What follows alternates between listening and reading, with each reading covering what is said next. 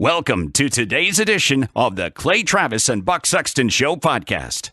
Second hour, Clay and Buck is underway on this Friday. Thanks for rolling with us. And I know this is one of those things. I just can't believe that it's already December and we're already hearing the Christmas music, actually. You go into like Walgreens or whatever, you're starting to hear it.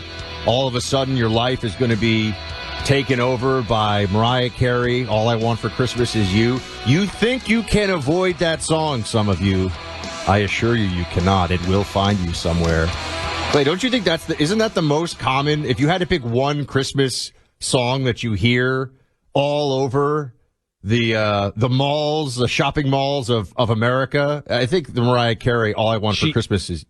She's done a great job, Buck, of leaning into like when the switch basically gets flipped, and there's no telling how many. I think she'll end up making hundreds of millions of dollars off that song alone, right, in her career, based on how much it is licensed.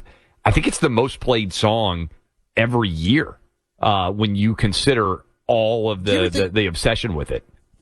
Why don't we have Thanksgiving music? Does this ever cross your mind? Like, I feel like there's 4th of July music. You start hearing the fife and the drum, and you get a little Revolutionary War America vibe from it, but I don't, and you got the fireworks, which is kind of a symphony of its own. Thanksgiving would be far better off. If I were like the Thanksgiving advisor, it just every year I feel like it gets snowed under more by the expansion of both Halloween and Christmas. Because as soon as you go to November, it feels like it's Christmas season, even though you got to get to Thanksgiving first. And I feel like if Thanksgiving rebranded and they had it in like March, it would be a way bigger holiday, right? Because we have kind of a dearth of holidays after the first of the year, after New Year's, where nothing really happens. I know there are holidays in February and March, President's Day, MLK Day, but none of those are like, hey, I've got to build my entire weekend around one of these President's holidays. Day. I know, but we have the President's Day sales. I'm stunned that it's still so effective. President's Day. No one even remembers. They were like, wait, which presidents? Whatever. All right, so this is something else I wanted to get to here, Clay, and it's remarkable. Gavin Newsom has said he's not running for president. We'll see. Because Joe Biden, my belief here is that Biden is going to run again, barring a true incapacitation or, something changing in his health picture where he's just not able to run. So I think he's in. If he obviously wasn't in, Gavin Newsom clearly would throw his hat into the ring. But Newsom has a reparations committee for the state of California. The reparations committee is going to be recommends handing out $223,200 per person. This is from the Daily Mail to all descendants of slaves in California for housing discrimination. This would cost $559 billion. It would be the biggest ever redistribution of wealth restitution in the country's history. And specifically, this is focusing on housing discrimination. What I think is so interesting is that reparations are a nationally deeply unpopular policy. Affirmative action is nationally unpopular policy. And I think that in California, they're going to be pushing some of these initiatives and going further than anyone had ever thought was likely to happen, until finally people wake up and realize that this never ends. Once you start doing this, first of all, it's going to be highly subjective, right? I mean, what counts? You have a lot of people that have mixed heritage, mixed lineage. How do you prove this? How do you get this money? The whole thing is such a mess. And $560 billion, Clay, give or take, that's a lot of money for a state. Yeah, you start to add it up. Here's what I would say historically on the reparations argument. And this is taking away the crazy emotion that is always thrown into these kind of arguments. Buck, the United States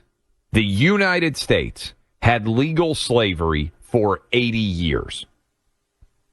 1783 to 1863. We officially won our independence from England in 1783.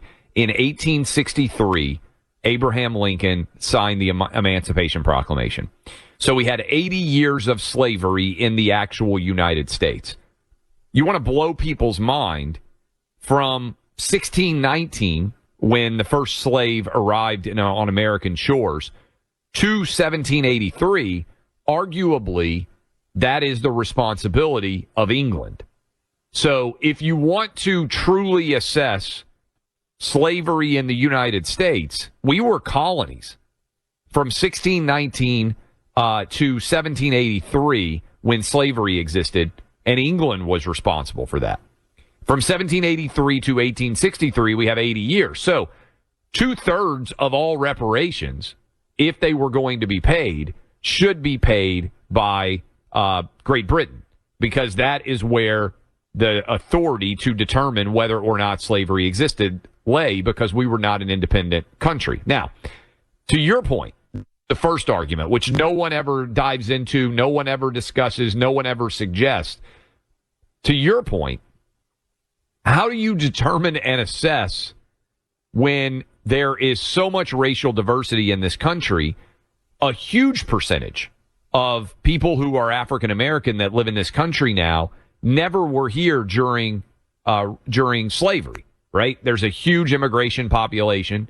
There are lots of people that have come into this country that never actually experienced slavery and have experienced affirmative action, which, Buck, if you remember, again, historically, the idea behind affirmative action was that it was a redress for past American behavior as it pertains to black people in this country.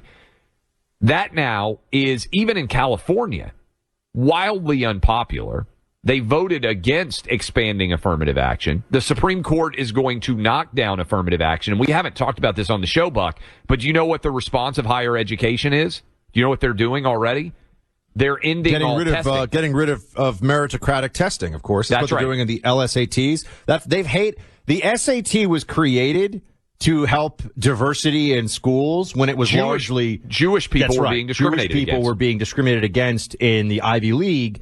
So the SAT comes out, and now they want to get rid of the SAT so that they can discriminate against, effectively, white male applicants. That's the idea. I'm sorry, and Asian applicants. Asian applicants. And look, what's also unfortunate is the data reflects that standardized testing gives you a great indication of how people are going to perform in the university. That is, if you test really highly, you are likely to do well in law school or in medical school or in undergrad. And if you test really low, you are likely to struggle, which is why they're now doing away with testing, because it isn't providing a perfectly diverse candidate pool, because Asian people destroy the testing in a good way. They overwhelm the standardized testing. They absolutely dominate. And that now, it's really kind of interesting where the world is. Initially, standardized testing came in because Jewish people were being discriminated against in Ivy League institutions, and this was to level the playing field and allow a meritocracy to exist. Now it is Asian people who are being discriminated against, and that now the response of it these is white males as well, by the way. Asians are the most by the numbers discriminated against, and then it's white males, and then you go down to different groups that are getting elevated at different levels, right? So it is more advantageous. I mean, by the way, do you know, I actually had a couple of friends that I knew very well. One I went to high school and college with, who were all on admissions committees at some of these top schools. Yeah. And I've talked to them off the record about what goes on, and they're all lying. I mean, and they're not lying, but I mean, the schools are lying about what they do. Yes. They absolutely sit there and they're like, well, this person we think is black. This person we think is, a Pacific Islander, and they make determinations about which one of those things is to get more points and more value in their admissions process. It's really wrong. It's super folks. racist. It's super racist. Super racist. Just ask anyone who applies. If you're a student and you apply and let's say you're Iranian, let's say you're of Persian heritage, the college admissions don't care. You get nothing. That doesn't help you at all. If you can claim to be a quarter Hispanic, maybe it'll give you a little bit of a boost. If you can claim to be, who knows what percentage it has to be Native American, huge boost. I mean, it's just the whole system is racially rigged. Yes. That is what is going on. It is wrong. The Supreme Court is going to strike it down. But when you start looking at these programs where they're saying, we're going to give you, taxpayers are going to fund massive checks to people based upon historic injustice, what are the outer limits to that? Like, where does that stop? Well, yes. And also on your admissions idea, what we need is totally race-blind admissions, right?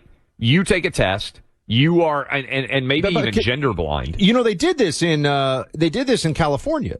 They got rid of race. So this is the other thing too. They say, oh my gosh, this system will be so terrible. And no, California got rid of race-based preferences, in part, by the way, because of the very large Asian community that, particularly in the 90s, started to dominate at the UC schools, Berkeley, UCLA, which are very elite state schools. They started to dominate there, and so they got rid of race in admissions. And everyone says, "Oh, but there won't be enough diversity."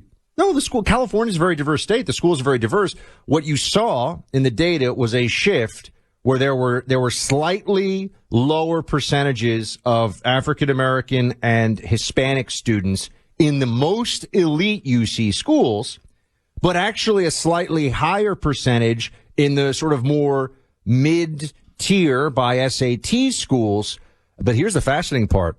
With higher GPAs and higher graduation rates. Yeah, because it turns out putting people into elite institutions where they're not actually prepared isn't a good idea. It's a mismatch in skill set, and so your actual outcomes, there's been great studies on this, is when you are not prepared to go to an elite institution academically, you graduate at a lower rate because you are misaligned in terms of your academic abilities with the institution that you attend.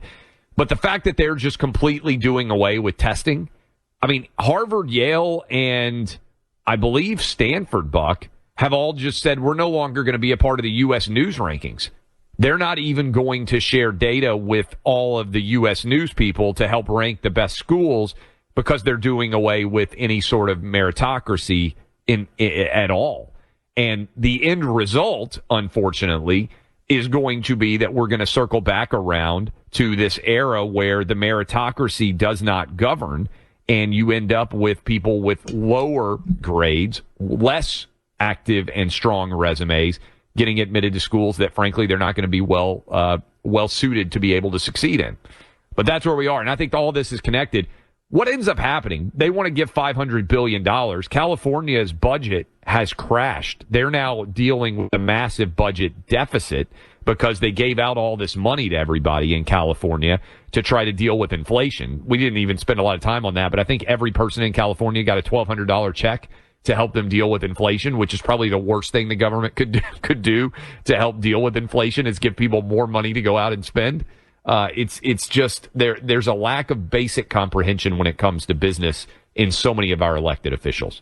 Look, it's I really think an embarrassment. so much of the Democrat Party's power and influence comes from two things: pretending that the government expenditure of money in endless ways is not detrimental, and telling people that they are not accountable for their own decision-making and their own futures, and there are external forces that are holding them down. These are two very important concepts to Democrats. Spend all the money we want, there's no problem. Nothing that is wrong in your life is your fault, it's other people's faults.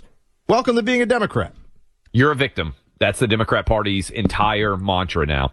Tuttle Twins. We were just talking about how important it is to teach basic understanding of economics, basic understanding of our Constitution.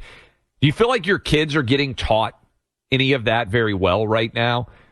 They probably aren't. And that's why you could benefit and your kids could benefit or your grandkids could benefit with a 50% discount on a free market series designed with activities for both younger and older kids. If there are kids in your life that might want to set up their own lemonade stand or have some other creative ideas, this is a great book series for them because kids don't learn the basics about the free market. In many schools, they actually learn that capitalism is bad.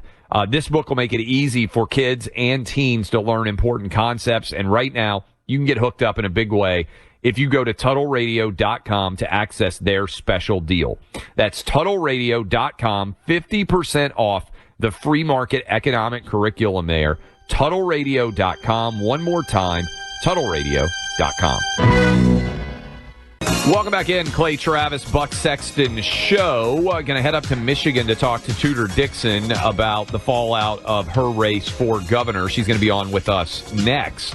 But I was just talking to Buck about this off the air, and you will become an expert in this, I would venture, within a couple of years when you start having kids. But one of the top trending topics on all of Twitter right now is Disney is canceling the Splash Mountain ride. Now, Splash Mountain, Buck, is the most fun, I would argue, one of the most fun Magic Kingdom rides at Disney World. It's based on Brer Rabbit, Uncle Remus tells, and it's a really fun, long ride. If you've ever been super hot at Disney World and you got young kids, it lasts several minutes. It's a water ride. You come down a hill and you get splashed, and it's pretty awesome. They are shutting it down in January because of connections, they say, to racism. This is 100% real. And they are replacing the entire ride. They're going to keep the same structure, but they're putting a black princess from New Orleans, this Princess Tiana and the Toad or something like that. I'm not that familiar with that movie. It's a relatively new one. So they are wokeifying, Disney is, a actual amusement park ride because they have decided that the amusement park ride is racist. I know that there have to be a ton of people out there listening to us right now that are like, this cannot be real. It is, in fact, real. The amusement park ride, which has been there for 20 some odd years, is racist, according to Disney. So it has to be changed. They are replacing the entire interior of the ride. It's going to take years to be fixed. I don't know anything about, I don't think I've ever been on Splash Mountain. I think I might have been at Disney World when I was like 5 years old or 4 years old. I have really no recollection of it. Apparently, a change.org position of 21,000 signatures was what they were responding to here. And it just goes to show you, but there's so many of these instances where we'll hear about public outcry. I can get 20,000 people to say, to go along with anything online, right? It's it's like, this is crazy. You find 20,000 people who will tell you, I was going to say the earth is flat. That's easy. A lot more than 20,000 do millions. That. But yeah, point being, I don't know, man. It's a racist amusement park ride, Buck. They're replacing it. My friends, gun owners out there, you know how expensive it is to keep your skills sharp at the shooting range. Like so many other things, the price of ammo has gone up a lot. Have you heard about a way you can train without ammo? You can do it right at home. It's a tool called Mantis X. A lot of the best shooters are doing a majority of their training doing dry fire practice at home, and that's what the Mantis X system is, a firearms training system that is no ammo, all electronic, to improve your shooting accuracy. It attaches to your firearm like a weapon light, and you can use it at home or at the range for training instead of using expensive ammo. The Mantis X gives you data-driven, real-time feedback on your technique and guides you through drills and courses. 94% of shooters improve within just 20 minutes using the Mantis X. This product is being used by the U.S. military, by special forces. It's military-grade technology at an affordable price. Get yours today. Improve your shooting accuracy. MantisX.com. That's MANTISX. MantisX.com. Welcome back to Clay and Buck. We have Tudor Dixon with us now. She just ran a heck of a race up in Michigan for the governor's seat. Unfortunately, the awful Gretchen Whitmer is going to continue to be harassing Michiganders with her speeches and bad ideas for some time to come. Tudor, we appreciate you joining us, and I wanted to start out with, lessons learned from that campaign, from what happened in Michigan, and, because 2024 is going to be here before we know it. Yes. Yeah. Thank you for having me. Lessons learned. I think we've learned across the country we need a better ground game. Across the country, Republicans need to be out there and saying, what is the ballot chase? We see them doing it. We have backed away from it. We keep hearing Republicans come out and say we have to vote in one day. That is not reality. they're voting for months before us, but they're not just voting. They're going out and making sure people vote. They're getting those ballots back, and we're not doing that. That is something that is so key, and that's something that we have to change or we never win again. And it's just got to be ingrained in people that this is how elections are now. And we see election laws passing in Michigan. We had an election law passed that is really going to be pretty radical, and it's going to allow them to do whatever they want. But you know what? We have to look at this and say it allows us then that opportunity as well. So we need to play that game. And if we don't play that game, we're just not going to win. Tudor, thanks for coming on. So I know when you finish a campaign, you put everything into it. You were just kind of telling us in response there to Buck what you learned. What could have led to Michigan Republicans doing better? Because if you go look at the data, like nationwide, Michigan people really kind of took it on the chin. The Republican Party did. Is that a one-time thing because you think there was an abortion referendum on the ballot in 2022? Will things be different in 2024? Obviously, Trump won Michigan in 16. It was relatively close in 20. What's going to happen in 24?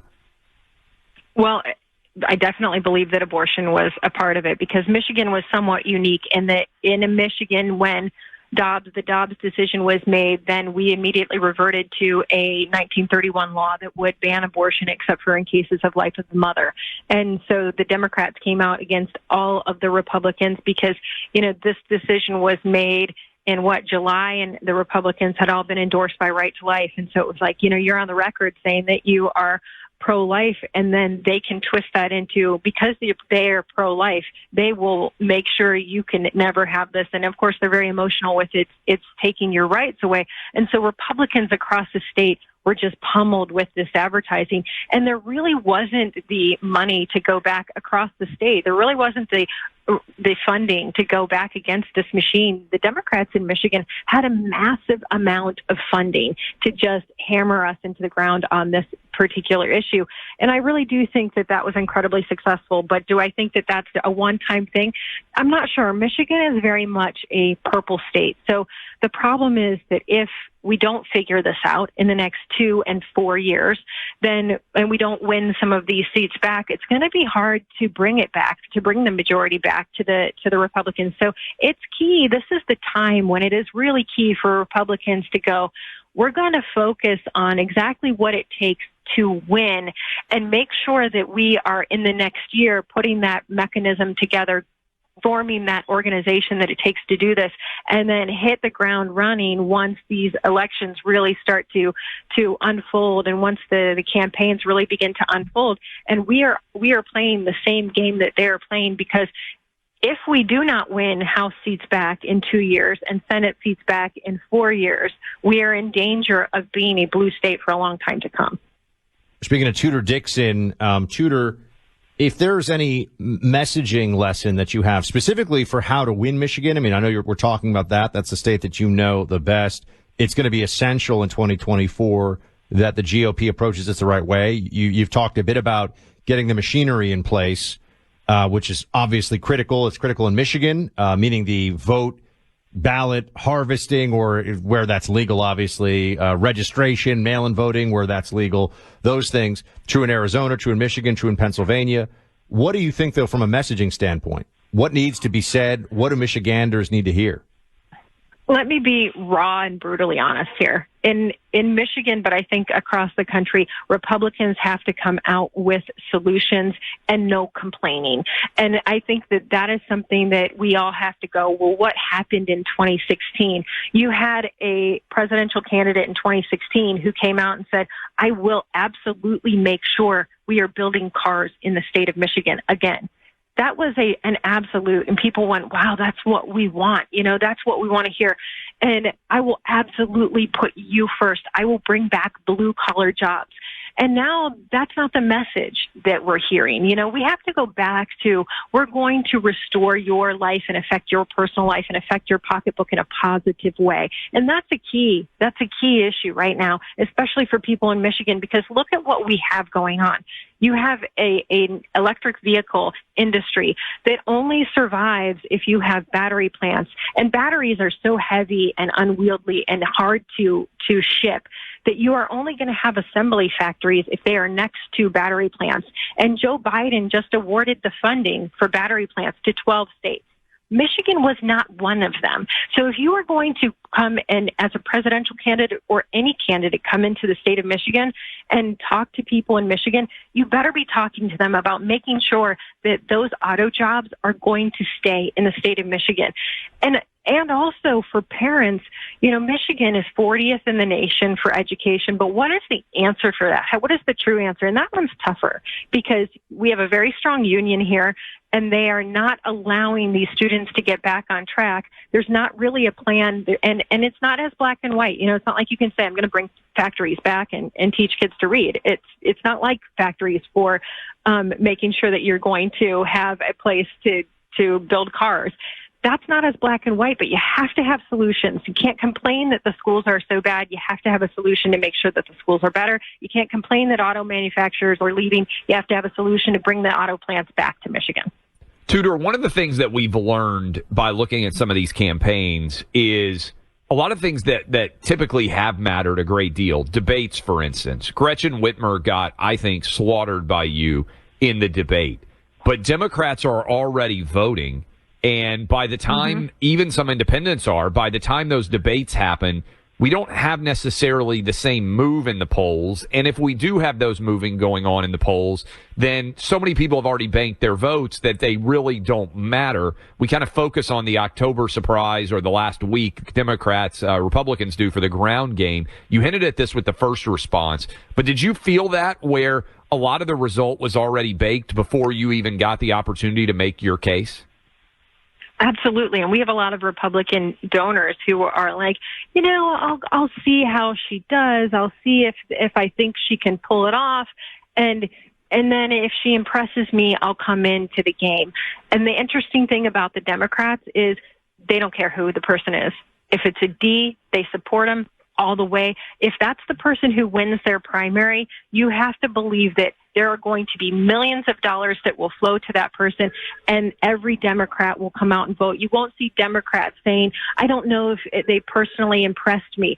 It doesn't matter if you're brain dead. It doesn't matter if you're actually dead these days. If you're a Democrat, they're going to vote for you.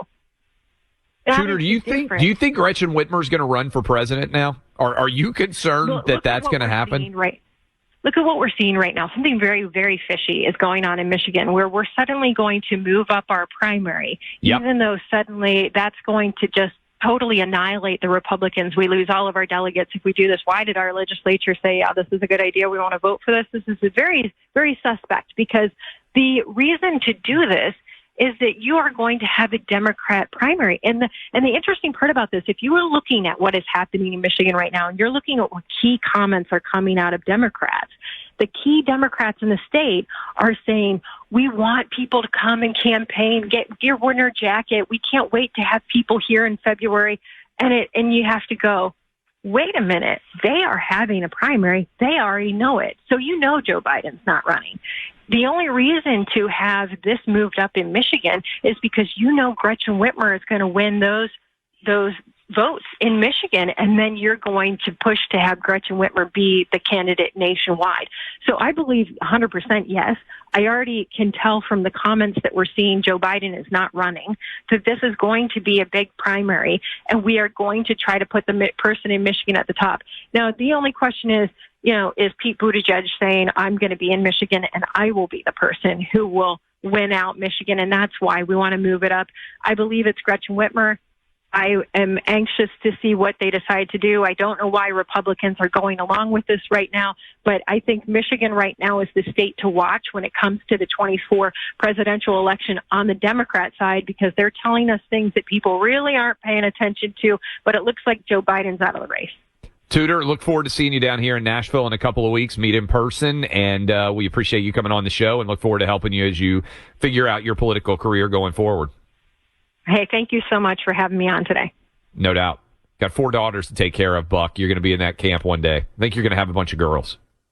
I've told Carrie that. I don't know why. I think I'm going to be a girl dad. That's just always, that's been my impression. I think you got to prep. I think you got to prep for it. We'll come back. We'll break down something that Tudor Dixon was just talking about a little bit more as we finish out the show for Friday. Democrats are changing their overall primary season. They're doing away with Iowa.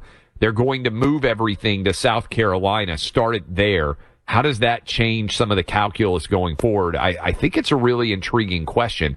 But in the meantime, how about all those people out there that just have no testosterone? I mean, including the entire Biden White House, most Democrats all over the country, they're concerned about toxic masculinity. They curl up in the fetal position. I saw the argument circulating recently, the reason why women's sports aren't more popular is because of misogyny, and these are actually men making the argument. Really kind of makes me sick, to be honest. And I wish we could give the entire country a huge jolt of testosterone, starting at 1600 Pennsylvania Avenue and spreading across the entire country. Well, there's a product that can make a big difference for this country. And at a minimum, it can make a big difference for you and your family. It's Chalk. Now, spelled CHOQ. Daily nutritional supplement made with herbal ingredients, all natural, to make your body produce more energy, vim, vitality, vigor, testosterone. Male and female, by the way, vitality stacks are out there. So if you're a woman and you don't feel like you're having great energy either, they can take care of you. But for men in particular, the goal is to increase the testosterone level in your body so you have more energy. For women, the goal is just to help produce a healthy hormone balance. How do you get your Chalk subscription rolling? Well, you do it online at chalk.com. CHOQ.com. I want you to check this out. As you're coming in at the end of the year, maybe you don't have the same energy that you did in past years. You can get 35% off any Chalk subscription for life when you use my name, Clay, in the purchase process. That's a big discount, 35% off for life at chalk.com, CHOQ.com. My name is Clay. Again, use it for that 35% off discount for life. Go today, CHOQ.com. Welcome back in, Clay Travis, Buck Sexton Show. All right, Buck, we had Nancy Grace on, was it last week, I think it was, to talk about this? Maybe it was 2 weeks ago. Kids are now coming back at the University of Idaho, and every time I turn on the television, or honestly, every time I pull up Twitter, there's more headlines about the quadruple murder, and it still feels like we don't know anything because they keep swaying back and forth as to who is responsible. They were concerned that that the killer may go to the funerals, and so they had security there. The more and more I read about this, and I'll be honest with you, I basically click on every new update story that comes out about this case. It feels like this is moving not very fast in any direction, and they legitimately have no idea who's to blame. We keep going back and forth in the reporting from, they're probably holding back details and facts. They're further along than we think they are, and the cops involved are on it, to then there's a report saying the cops have nothing, there's no leads, there's no plan here. You know, and some of that is just speculation via the reporters on this one. It's tough to track it down exactly. It is the case that apparently one of the murder victims' fathers, did you see this? Didn't want to have a funeral because he was afraid that the killer might show up to the funeral, and that bothered him so much because they have absolutely no idea. And it is in any of these instances like this, given the brutal nature of it and the fact it happened in this community, the assumption is usually, or maybe just the percentages are, that it's someone who knew somebody involved here, right? That it wasn't a total random, a drifter or something like that, someone who just came into town who's a psychopathic killer. So that's something that has come up. But even whether or not the victims were targeted specifically or not, they're not really saying. I mean, they said it was, now they're backing off of it. And now you're getting, and a lot of this is contradictory reporting, so if it sounds a little confusing, it's because it is, right? Yeah. One day it's this, the next day it's that. But they're also saying they don't want any theorizing from law enforcement because it may make the case more difficult to prosecute or something. Okay, but there's also part of it that's like, is that just law enforcement covering for the fact that they have no idea what happened here? Yeah, I mean, and the fact that I keep coming back to, Buck, and it hasn't been discussed a great deal, on the first floor there were 2 people that were left alive in this house. So whomever the killer was or is walked into that house, chose not to stab. Now, maybe those doors were locked. Maybe there was some. They reason. had to know the house and the people in my mind. Saying. And I'm not a criminologist, and I'll correct myself if I'm wrong, but it had to be somebody who knew something. Because you then walk up to the 2nd and 3rd floor and stab 4 people to death on the 2nd and 3rd floor, walk back out and don't do anything to the people on the 1st floor. And we talked with Nancy Grace about this. What I can't get past as well is the idea of the knife being used, because it's just such a violent, visceral, angry way to kill someone. And it's so, I mean, again, Clay, it's awful to shoot someone, but to stab 4 people to death is kind of unheard of. I had years ago some very rudimentary edged weapons training from somebody I was overseas as assigned, and somebody out of Fort Bragg. Anyway, and he took me through the sort of basic intro course, and a lot of it is actually about first aid for you learn about edged weapons, knife fighting, and you learn about the first aid that you would need to stop from bleeding to death. It's not an easy and quick thing usually to kill somebody with an edged weapon. And so in this context of going into a house, 4 people, one after another, leaving some alive in the house, it would have been so easy for this person to have been discovered. All it takes is one shout, one scream. So to your point, there's a viciousness, there's a sadism that seems to be at work here, obviously is at work here. And also the fact that there are these students that are now terrified at University of Idaho. They're walking around carrying tasers and bear spray. I mean, the community's really under siege. I don't blame them at all. And to your point, Buck, on the violent nature here, I'm a Civil War history buff nerd. They had bayonets on their guns. They almost never would actually get in bayonet fights because it was so much more violent than just the regular battle, which is something to think about. Welcome to today's edition of the Clay Travis and Buck Sexton Show podcast. Welcome back in to the Friday edition of Clay Travis Buck Sexton Show. We appreciate all of you who've been hanging out with us all week. As we roll into yet another weekend, it has been a tumultuous week for those of us who are paying attention to the ongoing struggle on social media to retain some sense of normalcy in the country. We will discuss that. We've got a couple of great guests coming down the pike that I believe you will enjoy. Julie Banderas and Tudor Dixon, I believe, will both be with us during the course of today's program. Last night, Buck, you may know this off the top of your head. Was this the first state dinner for the Biden administration? Because they've been wearing masks. Some fun history trivia question. No. The Biden administration stuff, I just like to make fun of Joe Biden. I don't really understand what they're up to day in and day out. I think it was the first official step, but I could be wrong. Well, because of COVID, they haven't really allowed people to be able to come in and out of the White House in masks and everything else. Why weren't they masking up in between bites at the dinner last night? I don't know why they don't take the virus seriously, to be honest with you. Especially since Los Angeles is now saying that they are going to bring back the indoor mask mandate probably by the start of the year, in case you're living in L.A. and needed a nice capstone into your weekend. But I wanted to start with this. It is becoming increasingly impossible for American woke corporations, that is American corporations here in the United States that are behaving in a woke fashion, to justify that behavior in the United States while also doing extensive work with China.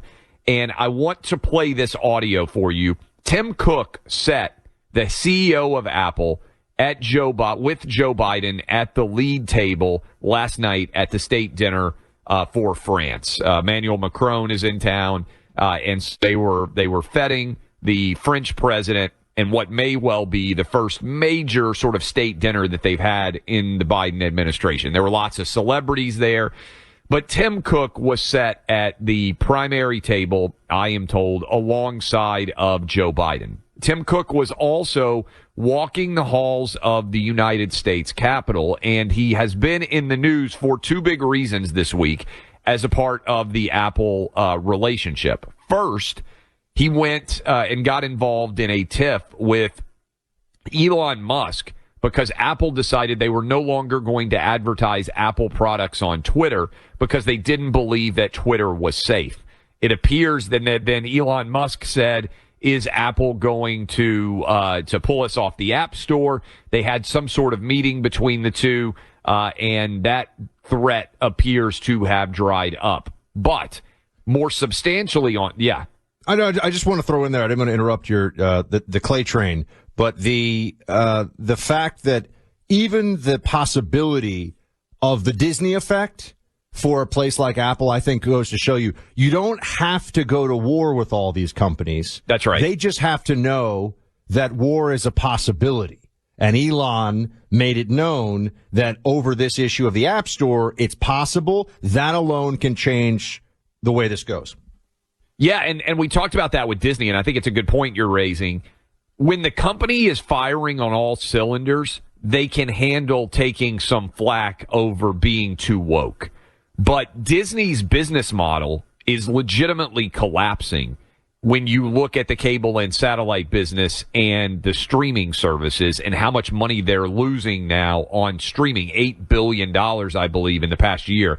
So the threats become more paramount when the business itself isn't as structurally sound as it has been in the past.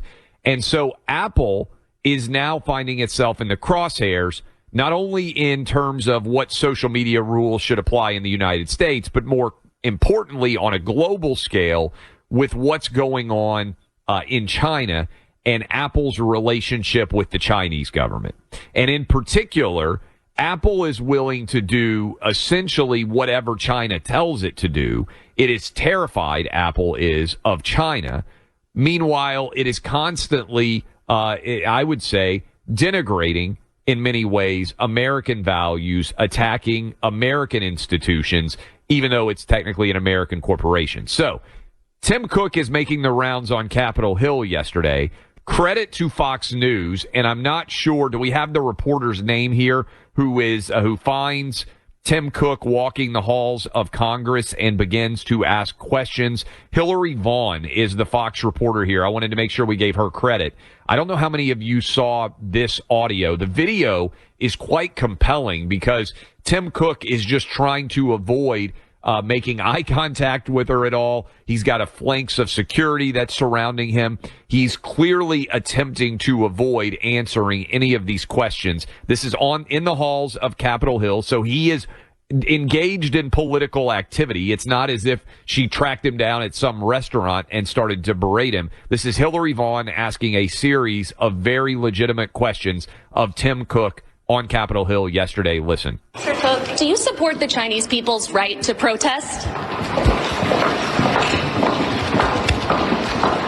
Do you have any reaction to the factory workers that were beaten and detained for protesting COVID lockdowns? Do you regret restricting airdrop access that protesters used to evade surveillance from the Chinese government? Do you think it's problematic to do business with the Communist Chinese Party when they suppress human rights? I mean, he's doing, from a PR perspective, not answering is the best answer. I'm just going to say it. It's obvious. She's asking Hillary Vaughn the right questions, ones that a lot of people certainly would like answers to. But again, Clay, I think that we are beginning to enter a new phase here. And when you add together the Ron DeSantis Disney fight, and now obviously Disney has a new CEO, and as you said, Disney's business model is in a bit of trouble. We're in rough economic waters. It feels weird right now. A lot of people are starting to say we're in a stealth recession. I think I've even said something like that before on the show or something close to it. We've talked about this for months, but it's not front page, oh my gosh, the bottom is falling out of the stock market, the housing market, that sort of recession, but something definitely is in a downturn feel right now. And some of these companies, now that Elon has bought Twitter, let's understand, there's also a much faster, much more likely communication hub for conservatives or just people in general to be able to mobilize now against one of these major tech companies, right? You can organize a boycott now much more quickly as a result of Twitter not being some left-wing propaganda mill, which is what it was in the past. So I think that the tectonic plates in corporate wokeness, it's a big, look, we were defending on our own 5-yard line for the last few years. I mean, that's become obvious, but we have gained serious ground here. And I think the calculation for places like Apple, now Disney, it's shifting. It doesn't mean the wokeness isn't there. It doesn't mean they're not still going to try it. But Clay, they used to be able to just trample anybody on the right with total impunity. And conservatives would all say, no, I like the products. We wouldn't do anything about it. I think that has started to change. The fact that Tim Cook has already, he's already squashed it with Elon. They're not going to do the App Store block. That's indicative of something, right? That Elon will come out and say that that's changed. So now I think it's a question of momentum and continuing to use it. I mean, because on the China issue, one of the complexities of the China issue is these companies do have a massive profit motive in being hypocritical, right? Here at home, it's all about political hypocrisy. It's all about we're woke, shut up. Even if this hurts our bottom line, we're going to do it because that's what we want to do. With China, if they speak out on principle, they do risk their bottom line as well. So it's two things coming together, right? They'll sacrifice profits here to be woke, and that's it. Abroad, they're actually going to be, if they stand up and take a principled stance, they're going to lose with China as well as not necessarily be able to have the principles in mind that they would like. What? You're looking at me like I'm a crazy man. No. I just love Hillary Vaughn hitting Tim Cook with 4 questions that are so pertinent while she's walking. If you need to see that video, because she's literally walking down the hallway, like looking over her shoulder as he's surrounded by security guards. And I think the video is even more powerful than the audio. But these are questions that you and I have been asking for a couple of years now on this show, and certainly have been talking about the untenable nature of preaching to the American public how woke you are while bending the knee constantly to China. And to see it suddenly start to blow up in terms of but finally becoming an issue for these companies is, I think you're right, an example of, hey, we've moved the ball in some way so that we're finally getting some of these questions asked, as opposed to just yelling into the wilderness. Like I felt a shortened version of what I was trying to say is, because I'm thinking about it, free speech is good for business in America, but they will shut it down. Standing for free speech in China is actually not good for business, right? It's different. And this is what you're seeing with Twitter. If you believe in free speech and you try to support those principles in China, the Chinese government's just going to shut you down. You're going to have to deal with big problems. In this country, free speech, Elon, no one even talks about this, Clay. That's why I'm glad more Twitter users joining faster than ever before, more interactions. He cut 80% of the staff. We've been pointing out, wow, where else could you cut 80% of the staff? Like, what federal government agencies could you cut 80% of the staff and they work just as well? So free speech is actually good for business in America. It's not good for business in China, but then it's a question of principle. That's what I was that's the difference I'm trying to indicate. Yeah, I just think we're in a really intriguing inflection point. Now, we don't know what's going to happen with the protests in China. I mean, Buck, these are the biggest protests against the government in China since 1989. There is very little precedent for what has happened. We talked to Gordon Chang about this. I thought he was great earlier in the week. We don't know how this is going to shake out there. I love Iran. Gordon. The Chinese Communist Party is not going to get overthrown by this. Look, Gordon knows more about this than I do by a mile, but all they do in China is figure out how to stop protests. I mean, this is literally obsession number one of the CCP. So, I mean, you're looking at a 1 in 100 shot right now. What I think is the protest could cause, Buck, is are they finally going to abandon the COVID zero strategy? And if they do, and I want everybody out there thinking about this, remember how much we were getting lectured by the Faucis of the world about how China had handled the COVID so much better than we did? That narrative has suddenly flipped because most people in China haven't had COVID. They haven't been exposed to it. We know the COVID shots are worthless, so the only real way to get through COVID, at least based on the data right now, is for everybody to get COVID. So China, for 3 years, has been trying to say, oh, we're going to keep everybody from getting COVID. We're going to test. We're going to, thanks to this, the model that we have, it's far more superior to the democratic model. Well, the rest of the world, all democracies are essentially through COVID, by which I mean the impact of COVID. We can still have stupid decisions made like masking and everything else. China may still have to go through, Buck, a real outbreak before this is all said and done. Remember the politicization of herd immunity as an area of discussion. We weren't allowed to talk about herd immunity. You were a grandma killer if you talked about herd immunity. Yes. That's what they said. But that's actually the way that humanity gets through viruses, aerosolized viruses, the kind of disease that can spread, population diseases. It is through herd immunity. That's the only way. And you can go back to ancient Greece, Sparta's siege of Athens. And there's a fantastic book that deals with this, A War Like No Other, written by Victor Davis Hanson, who you and I both think is fantastic. And that was a disease. It was a horrifically high fatality rate. They didn't even know what the disease is. You know why? Because people's immune systems shifted and, they eventually got to a point where it wasn't a problem anymore. Viruses tend to, fortunately, mutate in the direction of less lethality because of the nature of what viruses want to do. So we do have, at some level, herd immunity now. We have herd immunity to the first version of COVID. So people will still get COVID, but they're getting a lighter version. Look, I've had it twice. Yeah. You've had it twice, Same. right? Yeah, at least twice. May have had it more than twice. Yeah, first COVID infection, I was like, whining and feeling sorry for myself because it was so painful and rough and horrible. Second COVID infection was a joke. I mean, it was like, as barely a sniffle. So that's what we got going on right now, a virus that is moving. But if you're in China and your immune system has truly never been exposed to it, you might be up for COVID number one. And their vaccines are trash, as we know. The vaccines are trash, and they also, Buck, have no major hospital infrastructure to actually be able to handle the wild numbers of elderly people who have never had this virus at all. So things can flip in a hurry, and I'm curious to see how this is going to play out. But Apple definitely under siege as a part of that relationship with China. Our buddy, Mike Lindell, he'll hook you up right now with some incredible products, including latest offer, 6-piece towel set. Set comes with 2 bath, 2 hand towels, 2 washcloths. Typically it retails for $89.98.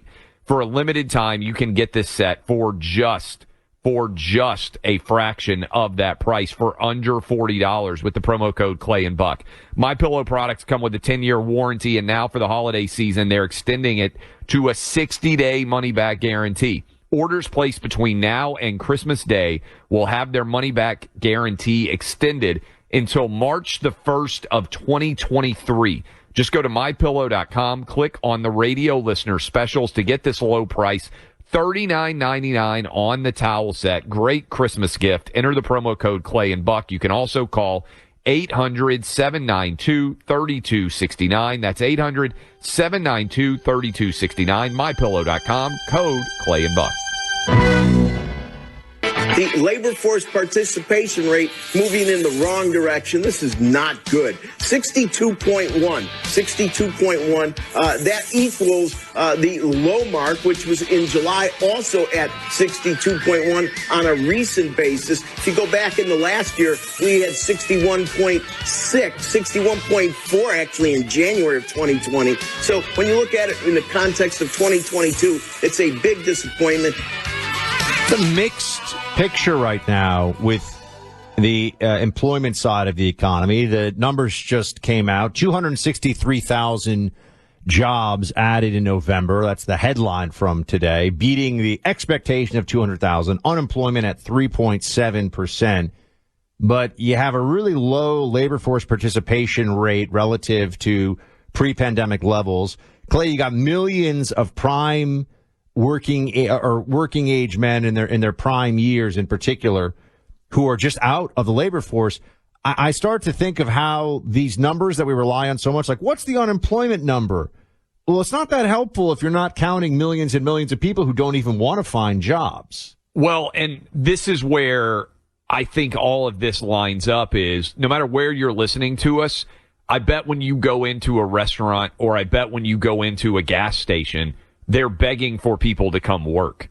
So millions and millions of people, and maybe a lot of it is just people who were in their 50s and they were getting closer to retirement and they just said, screw it, I'm out. But a lot of people just vanished from our labor and employment force such that we can't fill the open jobs that exist right now. I believe there's 9 million open jobs in America right now. And where did all these people go? One of the lasting impacts of the decision to shut down our economy is we lost millions of workers who just flat out decided we're not going to continue to work. And the economy is having trouble dealing with all those absences. We still could be heading into a really big recession and rough economic times. So have you seen the price of gold in the past month? It's worth looking at if you pay attention to the markets and inflation. Gold is once again proving itself to be a precious commodity in the face of turbulent markets and skyrocketing inflation. At the very least, investing in gold is the best form of protection you can find to hold the value of your savings account by investing a portion of it. At the very best, it's been proven to hold the value of your 401k when the stock market gets choppy. We've seen that happen nearly every month this year. So I rely on the Oxford Gold Group for my gold purchases and have for years now. They're who I trust. They're the industry leader. They give great advice, and they have a best pricing guarantee. They want long-term customers who are building up a sensible portfolio of gold for the needs of the individual over time. Gold is good, it is solid, and it's key to making sure that your investments and your money's on solid footing. Call them to maximize your 401k and savings now. The Oxford Gold Group, 833-404-GOLD, 833-404-GOLD. WO.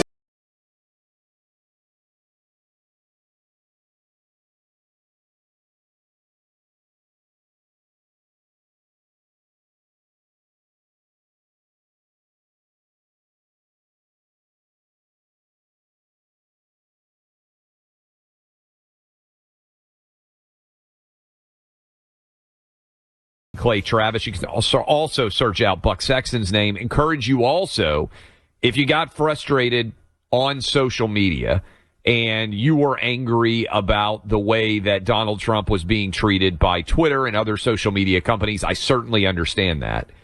But we have finally got a battleground with fair rules that are right now being applied evenly on Twitter. I would encourage all of you to search out my name, Clay Travis, search out Buck Sexton. You can also go follow the show at Clay and Buck, and that way you'll be sure that you never miss anything that we are involved in. So, Kanye West, we teased this yesterday because it was happening during the afternoon while we were on the air. He went on with Alex Jones wearing a black ski cap of some sort that covered his entire face, Kanye did.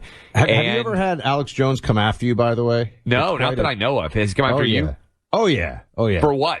It's like Buck Sexton, some kind of CIA plan to take over conservative media. Can't trust him. Look at that hair. I'm serious. There's a whole thing. And then I had when was this? How long ago? Oh, I don't know, like 7 years ago or something. It's fun. Good times. Alex Jones. No, to my knowledge, I've never met Alex Jones. I've never heard. I don't think he's ever. Yeah. I mean, it's just quite a phenomenon because his followers, when they come after you, you honestly just want to ask a lot of them, are you okay? Is everything okay? He just filed for bankruptcy today, so he has been bankrupted based on what he said about the Sandy Hook shooting back in Connecticut, whatever that was, like 10 years ago now. Wasn't it a billion dollar defamation?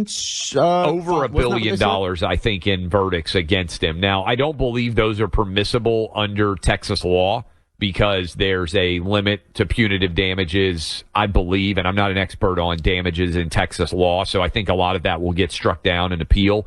But he's been embroiled in litigation for so long at this point that he effectively has to declare bankruptcy. So we'll see what ends up happening with those companies and to his assets and everything else. And I don't necessarily love the concept of you can bankrupt someone based on entire opinions, because it's the slippery slope in some way, because while I think he was wrong in virtually everything that he said about Sandy Hook, we got this law that was passed. We talked a little bit about this, Buck, in California, that would limit, for instance, what physicians are able to say about medical related issues over COVID. And I think the idea of restricting speech in general just makes me nervous in terms of what the precedents that we're setting could be. We've really gone as a society very far from what free speech is supposed to mean.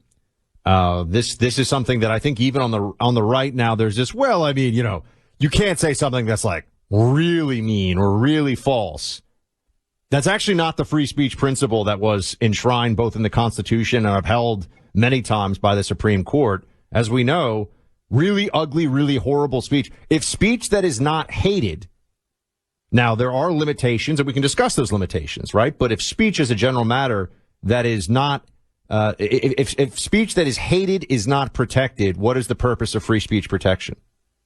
You have to get it. I mean, remember the ACLU, which is now just a left-wing advocacy group, used to be an organization that we obviously think about the Nazis marching in Skokie, Illinois. That's probably the most famous free speech case that exists in the Supreme Court. What could be more horrible than Nazis marching specifically because there were a lot of Holocaust survivors in Skokie, Illinois? That's right. A group of them there. Supreme Court said, look, it's disgusting, it's disgraceful, of course, and it is. But that once you start entering these value judgments of, I really dislike the things you say so much, now that's on the government side. What does Twitter free speech mean, right? The government saying you can't do something is one thing, and the government has blurred those lines between public and private with Twitter and other platforms over COVID. What does free speech really mean on Twitter? That's what we're figuring out right now. In particular, when it's high intensity, high passion, uncertain details. And I think COVID is a perfect example of that, because the way that Twitter was implementing their policies, they were banning people for saying things that ended up being true. And with that in mind, Alex Jones had Kanye West on, and Kanye West has just really, I mean, it's unfortunate. He's having a mental breakdown. He's having a mental breakdown. It's a good way of putting it. Here's what he had to say. I see good things about Hitler also. I love everyone, and Jewish people are not going to tell me, you can love, us,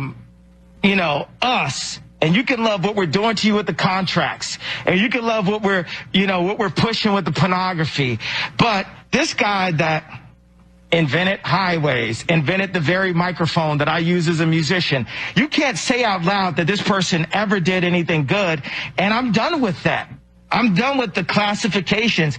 Every human being has something of value that they brought to the table, especially Hitler. Especially Hitler. When you find yourself, Buck, in a situation where you are saying, Hitler, when you really examine the full historical record, got a bad rap, which is effectively what Kanye West is saying, you really kind of have lost the plot points, and it's just mentally ill. Look, it's manifestly self-discrediting and sad. I mean, it's sad. There's something deeply, honestly, inhumane about this guy getting all this attention by people that are, once the message is out there millions of times, it becomes a thing now that everyone's going to be discussing. And people are taking advantage, I think, of what is just a mental health break from reality, that this guy, that Kanye is having. And I think, though, it raises interesting questions because he was kicked off of Twitter. So Kanye has been kicked off of Twitter, right? I think he's suspended technically, not banned, right? So he's, and I don't know what he has to do.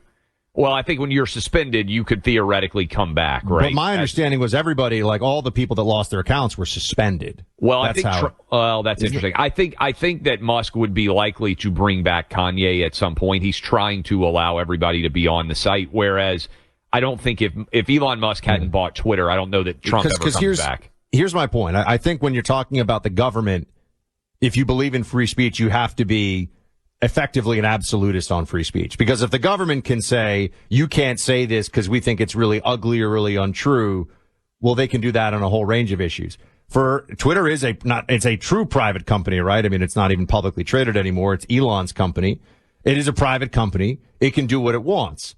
How far does the free speech principle, as opposed to constitutional protection, extend in the context of Twitter? We'll see, because it started out, who was the first guy to effectively get de-interneted, if you will, or de-personed from the internet? First one that I remember was Alex Jones, actually. Yeah. YouTube, Google, Facebook, they got them all off. And that was because the guy says crazy things. In the case of Sandy Hook, said just viciously inhuman things, and untrue things, which is why he's gotten hit by the. But that's what I mean. And But then it turned into, oh, you say masks don't work? Boom, you're done too. That's right. Right? So we're basically going to have to gear up for, this is going to be, I don't know how many of you are familiar with the Liver King.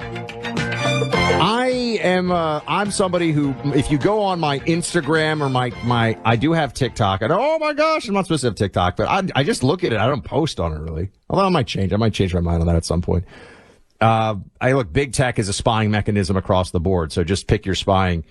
But, if you go on these platforms, you'll see there's a lot. Mine it's cooking steak, it's working out, and it's like life advice and hacks, like, stoic wisdom, things like that. Those are my favorite topics. Oh, and bulldogs of all kinds. English bulldogs. It's a wide range. Yes. French bulldogs. That's really, I'm cooking steaks with French bulldogs on skateboards while people are talking about how to lead a good and balanced and a great life in sort of the Greco-Roman tradition of the ancients. Anyway, that's what it.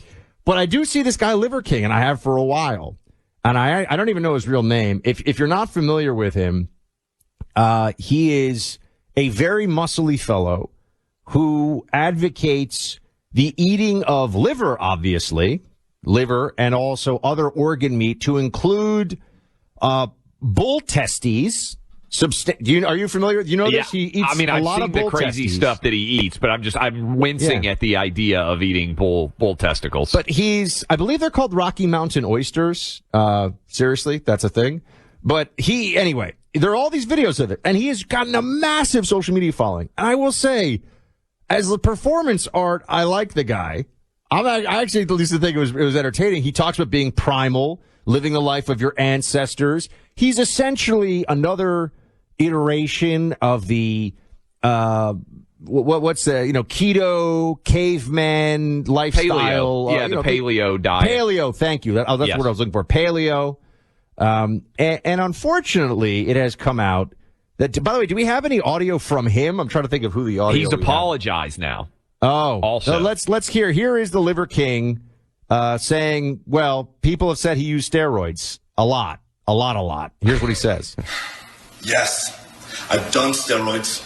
And yes, I'm on steroids, monitored and managed by a trained hormone clinician.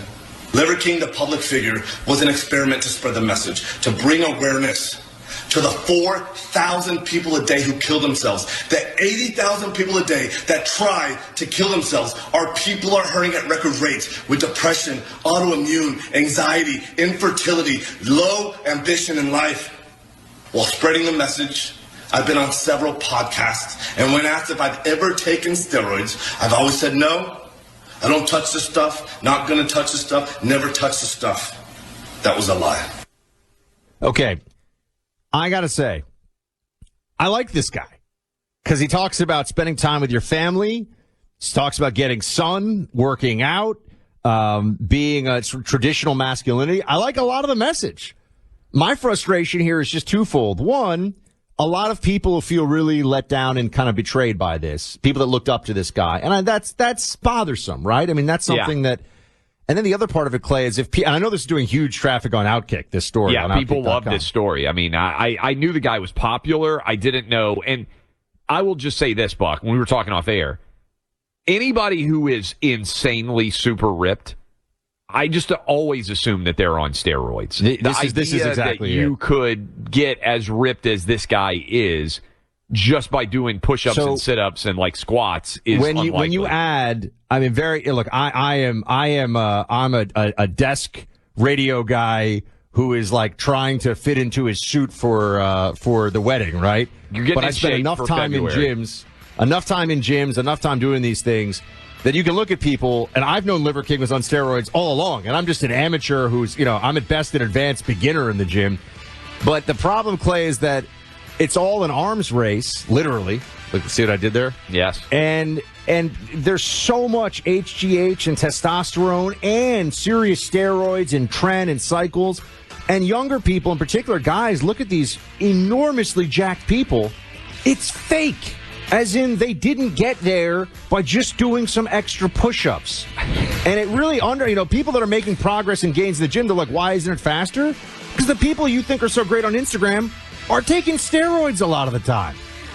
Yeah, there's a lot of falsehood. And same thing, I like, the kids like it here in the Travis household, the WWE wrestling. I mean, those guys, too. It's a lot of sham there. Welcome to today's edition of the Clay Travis and Buck Sexton Show podcast. Welcome back in. Final hour of the week, 14 hours up.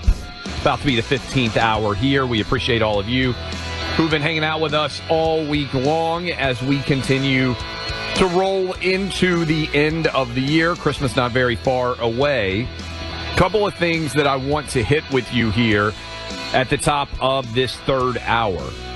Buck, this is big news, and it's going to have a substantial impact no matter what the Democrat position ends up being in 2024. But they are going to, Democrats are, end the beginning of their primary season in Iowa, and instead are going to flip, Democrats are again, according to this recent discussion. They are actually meeting now to discuss it and make it happen. South Carolina will be the lead of the 2024 Democratic presidential nominating calendar. That primary will be on February 6th. It will then be followed by New Hampshire and Nevada on February 13th. Both of those states would be taking place. And then Georgia would vote on February 20th, followed by Michigan on February 27th. That's a big change from the way that the primary has been set so far. So let me kind of explain why I think that's significant, and then we can discuss what, if anything, it will mean going forward in the Republican side of the 2024 primary race, which is obviously going to be intensely competitive. First of all, both Buck and I now expect that Joe Biden is going to run for re-election. You just heard Tudor Dixon with us saying, hey, I don't think that's going to end up being the case. And certainly there are people out there who do not believe that Biden is going to run. I think both of us at this point expect that it is going to happen and would be very surprised. I would want to know, okay, I'm sorry, I would have pushed her to say, who? This is the big problem. If Hillary was, younger and, there were some people you'd say they're on the bench. Maybe if John Kerry, some of the Democrats of the past, I know John Kerry's kind of a joke now to people, but he, ran in 2004, almost became the president. There's no alternative option is the problem. Unless you're going to go with, look, maybe I've started to think this, Clay. I'm going to put this out there. We keep saying Kamala's unelectable. Kamala can't get it done. The Fetterman effect, everybody. You gotta take a whole different approach to this. It's not should the person win. It's not is it rational for them to win. Can the Democrats make them win? And with Fetterman, we saw the answer was yes in a big way. Can they push Kamala across the finish line? Maybe we're underestimating Kamala's chances here in terms of the apparatus. I think that's the only way. What I think is really significant about this alteration in the primary schedule is, if you remember 2020, Joe Biden was dead in the water, crushed in Iowa, crushed in New Hampshire, crushed in Nevada. All three of those states, if I'm remembering correctly, early on, Joe Biden looked like he was done. He basically pulled up shop and left New Hampshire because he knew it was going to be so bad. Did he finish sixth in New Hampshire, Buck? One of our crew can look that up. I feel like Joe Biden finished fifth or sixth in the state of New Hampshire. It was an embarrassing result, and a lot of people were saying, hey, you've got to be done now. And then what happened? James Clyburn said, Biden is my guy. The Democrat, largely black electorate in South Carolina swept Joe Biden to a win in South Carolina.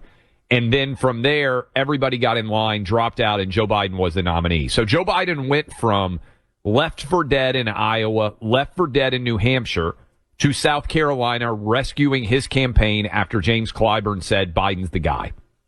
The reason why I bring that up, there is no legitimate challenge that could happen to Joe Biden when the primary is going to start in South Carolina. Biden's going to win South Carolina by a monumental margin. They're saying they're flipping the calendar because Iowa and New Hampshire have too many white people, and they want to allow minority voters to have more of a say in who the Democrat nominee is going to be. Isn't but that at kind of least in interesting? 24, It's 100% a huge benefit to Joe Biden because it ends anybody's ability to challenge him. Yeah, but I was going to say, it's interesting that they're making this switch because it was effectively black primary voters who picked the Democrat nominee in 2020. I mean, that was what, even with the system they had, it was. That's right. The difference maker. You just said it was Clyburn, but it was the black primary Democrat vote that switched the whole game around for Biden. And by the way, if you look at the numbers, it's even more specifically black female primary voters who effectively chose the Democrat nominee starting in South Carolina and then a range of other states after it. So, yeah, I mean, look, to me, it's got to be Biden. Again, though, I think that the only realistic choice in my mind, I still think it's going to be Biden. If not Biden, though, you can start to see how it would become Kamala. And that they would just, coalesce around her and make her the nominee. The machinery would get into place, the Fetterman effect. It's just vote for Kamala or democracy dies, and then people come out and vote for her. That's the whole pitch. To remind everybody out there, I was a little bit off. Biden actually came in 5th in New Hampshire. Okay, the place where you do the most retail politicking. Bernie was 1st. Mayor Pete was 2nd. Amy Klobuchar was 3rd. Elizabeth Warren was 4th. And Joe Biden came in 5th in New Hampshire. His campaign was effectively over. And then James Clyburn said, Biden's the guy, and they swept him in. Okay, so if they are truly going to make South Carolina the opening primary season, Buck, this goes to your point, too. I think this solidifies either Biden or Kamala as a monstrous favorite to be the nominee in 24. Because if Joe Biden were to step aside, not run, we know Kamala's running. Are you telling me that James Clyburn's not going to deputize Kamala in the same way that he did Joe Biden and give her a monumental and massive win in South Carolina? I don't see any way that she's not going to come out as the presumptive favorite, forcing a lot of people to drop out if they might be running against her. Yeah, to continue this thought experiment we're in here, and as you point out, there are some changes being made to the Democrat primary that do give us some indications of where this may be going. But with Kamala, I think the consent, and I'm very wary of consensus in politics as a general rule about what's going to happen, and specifically after this midterm where people got it right about the GOP, but they got it right in the wrong ways, and so eventually they got it wrong, right? Because the votes, there was a red wave, but it splashed in the wrong places for it to make the difference that we wanted it to make in the actual races. Therefore, it was a red wave that was kind of wasted, right? It's almost like stepping up to the plate and you're hitting home runs in batting practice, but then when it actually matters and you're up at the plate for the big game, it doesn't happen. You say that guy's a great hitter, but you got to get it. Sports analogies, by the way. Yeah, I learn. You got to get it when you get it, or when you need to get it. And I think with Kamala, the consensus has been, and yes, there's a lot we could talk about with this. She's been such a disaster. The borders are. There's a lot of cringe factor when she speaks about things, but they've put her aside. They've sidelined her. And I think that everyone's taken that as, oh my gosh, they realize that she can't win. And, well, that's one version. That's the one that I've thought up to this point. There's also the possibility that they realize by keeping her out of the fray for a bit, they can then create and concoct a narrative around her of whatever they want it to be. And there's not a lot to go after her with from failure. Giving her responsibility as a VP was hurting her brand.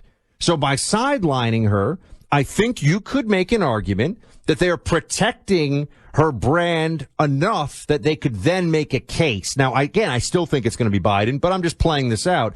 They could make a case for Kamala in a year and say, hey, she's been great. She's been at Biden's side. She's the first black female president. That will be the primary line about her. And you can start to see how, maybe now people would say she can't win independent. I'm sorry? The apparatus just gets in line behind her. The apparatus just marches in line behind her. And so then you get, okay, can she win in Pennsylvania? Yes, she can win. We just saw the Fetterman effect more clearly there than anywhere else. Can she win in Michigan? Probably. Can she win in Wisconsin? And look at how close it was for Ron Johnson there in the Senate race, right? You know, these are razor-thin contests when you get down to it. 100,000 votes will determine it. And I think maybe if it's not Biden, to me, it has to be Kamala. I guess that's it has to be Kamala. They cannot go around Kamala Harris. All this other talk, even Gavin Newsom saying he's not going to run. I don't think they could do that. Because, by the way, I think black female voters in particular would, in a primary, for example, if it's, somebody's going to get ahead of Kamala, that would not, I don't think that would sit well. I think they'd react poorly to that, and understandably so. Well, and the other thing I will say about the way that they're front-loading this, Buck, is a lot of the retail politicking is going to matter a lot less. Because while they're focusing in the Democrat Party on, Iowa and New Hampshire have overwhelmingly white electorates, remember, Iowans put Barack Obama in the White House to a large extent. I mean, they loved him, and that was an early sign of, hey, Obama's going to have appeal even to Midwestern white voters. That was a tremendous amount of success he had. But look, when you start in South Carolina and you know whoever James Clyburn endorses is going to win overwhelmingly there, and then you go to New Hampshire and Nevada on the same day, you're stripping away the retail politicking power of New Hampshire because you're putting it on the same day as Nevada, which is a very different state. And then you go with two big states where you have to have a lot of money in order to compete, Georgia and Michigan. Boom. This thing feels rigged so that it's basically over before we even get done with February. Clearly Biden, if he's running, I don't even think we'll have hardly any challengers. But if it's Kamala, it feels like a rig job being put in place for Kamala too, because these states, to the extent that she is strong anywhere, would be overwhelmingly, I think, likely to break in her favor, given, to your point, the black population and the fact that they're not going to vote against her. And if you look at what's likely to be the case or some of the dynamics here, remember, it's not far off here, right? I mean, yeah, we've got a year here that will play out, but we're going to know before that, first of all, who's looking good on the Republican side. And also, when will the Democrat official announcement come out about whether, I mean, I guess it's kind of variable, but I would think February or March. Yeah. I mean, so it's soon is the point. Yeah. And as you look at this, if they're running, you have to think about what it looks like in 2024. Next year, if we don't have a really rough recession with the Republicans in control of the House, there's not going to be Obamacare. There's not going to be some huge legislative issue to run against. And if we're not at war and you have an economy that maybe is just limping along but isn't in free fall, the Democrat response the Democrat reelection pitch becomes very straightforward. I can already see it. Things are pretty normal. This is normalcy. Even though you and I know the border is terrible and crime in cities is terrible and inflation's super high. We saw how this played out in the election just now. And because they're going to be running against, especially if Trump is the nominee, the perception of the death of democracy and the end of the country as we know it. And that worked with independents, which was really sad, but true. It worked with a lot of independents. Oh, unfortunately it did. The other thing about this is we'll have, for the first time that I can ever remember, Buck, a bifurcated nomination strategy and schedule where Republicans, to my knowledge, at least so far, appear like they're going to stay committed to Iowa and go in the traditional Iowa-New Hampshire path. So you may well have campaigns that are usually, they're overlapping. They end up at the Iowa State Fair together, or they're both in Concord or Nashua or wherever it is in New Hampshire, appealing to the same independent voters. You may not have that overlap of Republicans and Democrats in the same way that we have in the past when both have the same primary calendar. What does that mean? How does that factor in? And how much retail politicking is actually going to be involved as more and more money rolls in? Is that moment of walking into a diner in New Hampshire or hanging out at the Iowa State Fair with voters in Iowa, is the face-to-face going to register in the same way going forward, or are we just going to have these big national campaigns? I think that's really kind of intriguing to think about as you sort of game plan what 2024 is going to look like. And we're just 1 year basically away from when these votes start. I mean, I think presidential elections now are determined by media and vote gathering machinery. And that's where we need to. It is a propaganda fight and a vote counting, a ballot distribution, etc. battle. And a lot of the other stuff, debates. We like to talk about debates. Debates don't matter. They don't matter. Romney people don't even remember this. Romney annihilated Obama in the first debate. It was even Democrats were completely shocked at how Mitt Romney. I know people are like, they're probably thinking I'm crazy. He crushed him. Go back and watch it. Mitt Romney put on a clinic of how to debate for Barack Obama in that first. Didn't matter. Got destroyed in the election. So it's about the machinery, folks. Think of it like battles. People, amateurs talk strategy. Professionals talk logistics. We need to understand the logistics of how to win state, local, and national elections. And the technology of all this, too, is really important. Another fight that's absolutely critical that's underway right now is the fight to protect life. Unborn babies need your help. And the preborn pregnancy clinics are there for them right now. This nonprofit organization has saved the lives of hundreds of thousands of babies. Their mission is to rescue babies from abortion, and every day, Preborn rescues about 150 babies' lives. Now, how do they do this? It's very straightforward. They offer an ultrasound to an expectant mom making the biggest decision of her life. You can understand this. When a mother considering abortion hears the heartbeat of her unborn child, she sees that precious life. The majority of the time, she will choose life. Will you join the fight and help preborn pregnancy centers nationwide right now? A donation of any amount will help. And if you have the means, would you even consider a leadership gift? An ultrasound machine costs $15,000, but now through a match, if you can donate $7,500, that alone, because of the matching program, will place an entire machine in a preborn clinic, which could save countless babies' lives. I know it's a big ask, but will you accomplish that gift? It could be life-changing for thousands of unborn children. Use your cell phone right now. And by the way, if you can donate $10, that's fantastic. Whatever you can give. But I know there's somebody out there right now who, and it is tax deductible. This is a 501c3. I know somebody has $7,500 they can donate to save the lives of hundreds, if not thousands, of babies. Use your cell phone, dial pound 250 and say the keyword baby. That's pound 250 and say the word baby. Or you can do what I do, which is just donate at the website, preborn.com/buck. That's preborn.com/BUCK, sponsored by Preborn. Biden, as you know, says things that can be confusing to everyone, including Biden. But here he is at the state dinner last night. A lot of lobsters ordered, a lot of fancy stuff going on. Emmanuel Macron is there of France, and Biden just refers to France as, well, you'll hear it, play it. France was our first ally, first country to fly the American flag after our revolution. And Frank hosted the first diplomatic post before, more than anything else, France has been our first friend. I mean, Clay, I love going to Frank so I can try some Frankfurters. He just keeps getting worse when you just hear his voice and the slurring and the inability to basically make anything happen that doesn't sound crazy. Let's be honest. It's just a mess. Business owners, you're continuing with shrinking profit margin, supply issues, keeping your staff engaged. You need a win. Maybe you can qualify for a tax refund from a little-known IRS program. If your business has 5 or more employees managed to make it through COVID, you could be eligible to receive a payroll tax rebate of up to $26,000 per employee. Not a loan, no payback. It's a refund of your taxes.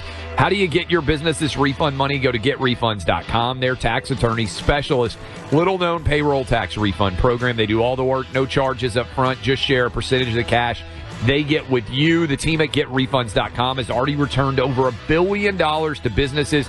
They can help you as well. Just go to getrefunds.com, click on Qualify Me, answer a few questions. Payroll tax refund only available for a limited amount of time. Don't miss out. Go to getrefunds.com. No risk, high reward. Getrefunds.com.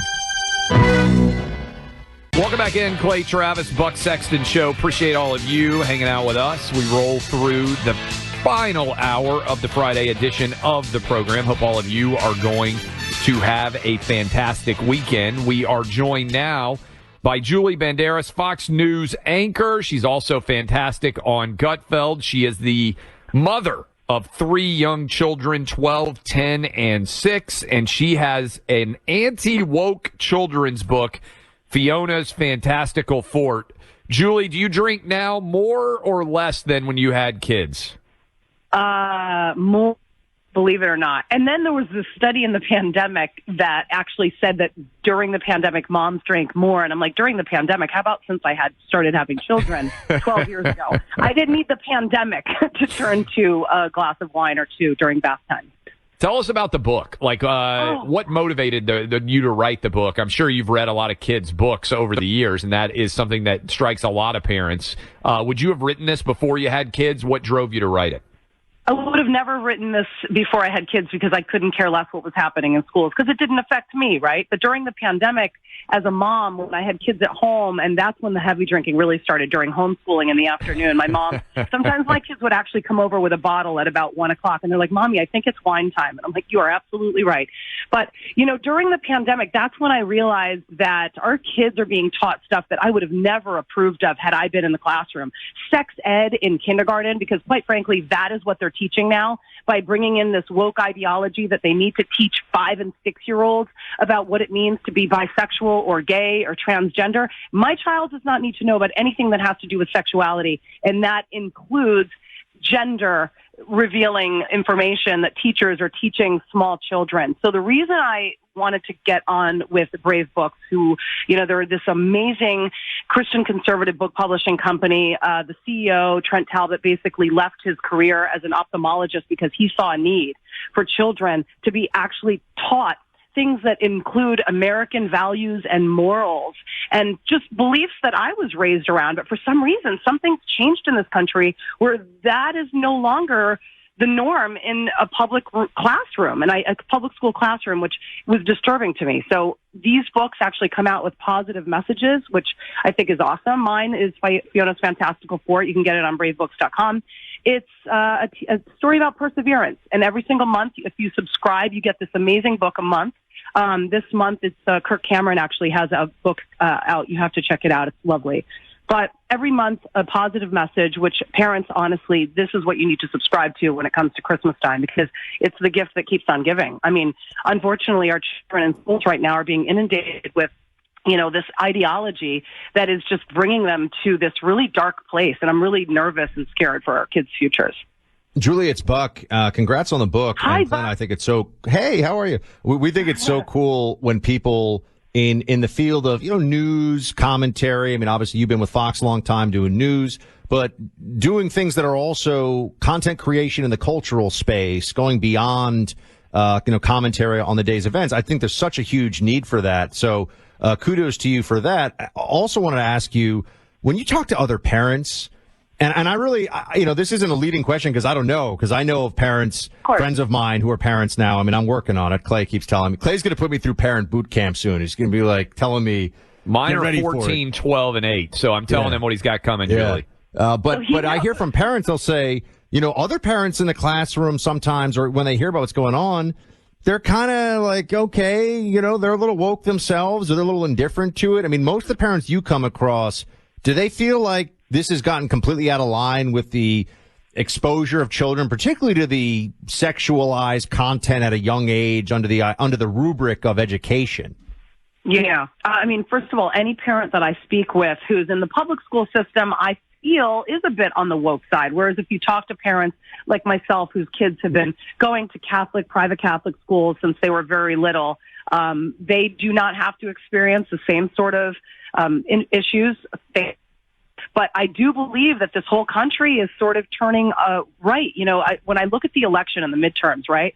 We predicted a red wave. Well, we didn't quite get the red wave politically, but we did get the red wave when it comes to school districts because more and more parents are standing up. There are school districts that are being sued right now in the state of Pennsylvania, for example, by dozens of parents that are basically putting their foot down and saying, look, I'm the parent.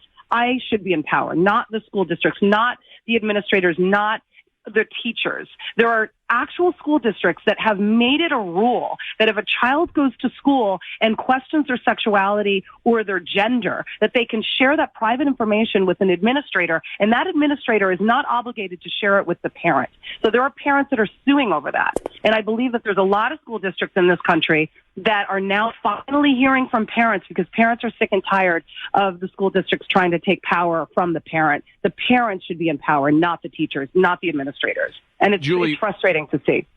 LA is talking about putting people back in masks indoors. You lived through COVID. I would think probably having to drink more because you were in the New York City area, which would have drove me insane. Yeah. If New York City follows LA and decides people need to put masks back on indoors, how do you think a lot of parents in the tri-state area are going to react? People are going to move out of New York City because that's exactly why people moved out, number one, because of the lockdowns and the implemented masks. The mask mandates really put our children back years. I mean, our mask scores and all of our school scores are so low right now. People couldn't even make eye contact or see somebody's facial expressions, see somebody's mouth moving in a classroom. That is really important for kids to learn by actually being able to look at somebody's face when they're speaking to them. So a lot of parents moved out of New York City during the pandemic because and this is me, I moved out of the city during the pandemic because when I found out that the kids were going to stay on Zoom all day long, I was like, oh, heck no, I'm not doing that to my kids. So we moved out and private Catholic schools stayed in school all year. They never went to Zoom unless there was a, COVID scare at the school, then they would have to quarantine for a week or two, but then they were back in the classroom. So that's what's going to happen. New York City, and I don't believe that they'll do this again because I can't imagine that any person in law enforcement or anybody, politically driven would make the same mistake twice because by basically making mask mandates, you're basically telling kids, don't come to school. There's no point. And they're going to move out into other cities. And that's why our economy is where it is right now. I believe the mask mandates, in fact, actually damaged our economy and helped us toward inflation. I mean, I believe that the reason why we're in this mess economically is because small businesses shut down and prices went up, demand went up, and supply went down because we were closing businesses left and right. And New York City is a perfect example of that, led by Democrats who made these awful decisions, and now our kids are suffering because of it. Julie, where do we send folks to get a copy of your excellent book? Bravebooks.com. And then also I've got this Julie's signature treasure box that you guys have to check out. If you go to bravebooks.com/Julie, there's this treasure box that has over 7 wonderfully written stories with positive messages. Plus you get a signed copy of my book and a fort building kit, and I've included a compass in there for many reasons. One, I'm a boat captain, and I rely on a compass. But secondly, I want people to sort of use that. Hold on, you're a boat captain? What kind of boat are you a captain on? I am a captain of a 42-foot Grand Banks. That's a big deal. And basically, I'm like a man, sort of. Every time I pull my boat into a slip at a marina, I kid you not, when they see me driving my boat from the top, and sometimes even back when I had newborn babies and they were strapped to my chest, I'm not kidding, I was navigating my boat and docking it. All these men would come running to the dock assuming I'm going to crash or hit somebody. Somebody who's taken pictures and video, had nothing to do with who I was because they didn't know who I was. They were probably collecting evidence for their insurance company, thinking that I'm going to crash into them. I'm not kidding. And then later they're like, oh my God, I'm so impressed you can dock that thing. Yeah. My wife is way better at handling a boat because she grew up on boats in Michigan than I am too. Okay. And so you guys would actually be great co-captains on the high seas. Clay and I will be on the back drinking Zimas. That's right. And taking selfies. Oh my God. Taking selfies. That's hysterical. No, I would love, oh my gosh, if you guys are ever in the New York area in the summertime, please let me know and I will take you guys on board. I swear I'm a really good captain. I've been doing it for a long time. But as far as the compass is concerned, I kind of thought of it as a moral compass. Our children need to be sort of guided, right, with a compass, with a moral compass. And who doesn't love a compass? It's a cute compass. It comes with a signature box. So you gotta get this. It's like the perfect gift for grandparents and parents to give to their children this season. Brave Books, bravebooks.com. Julie Banderas, go pick up her book. Julie, thanks so much for hanging with us. Come back soon. I would love to. Thank you, guys. Have a great weekend.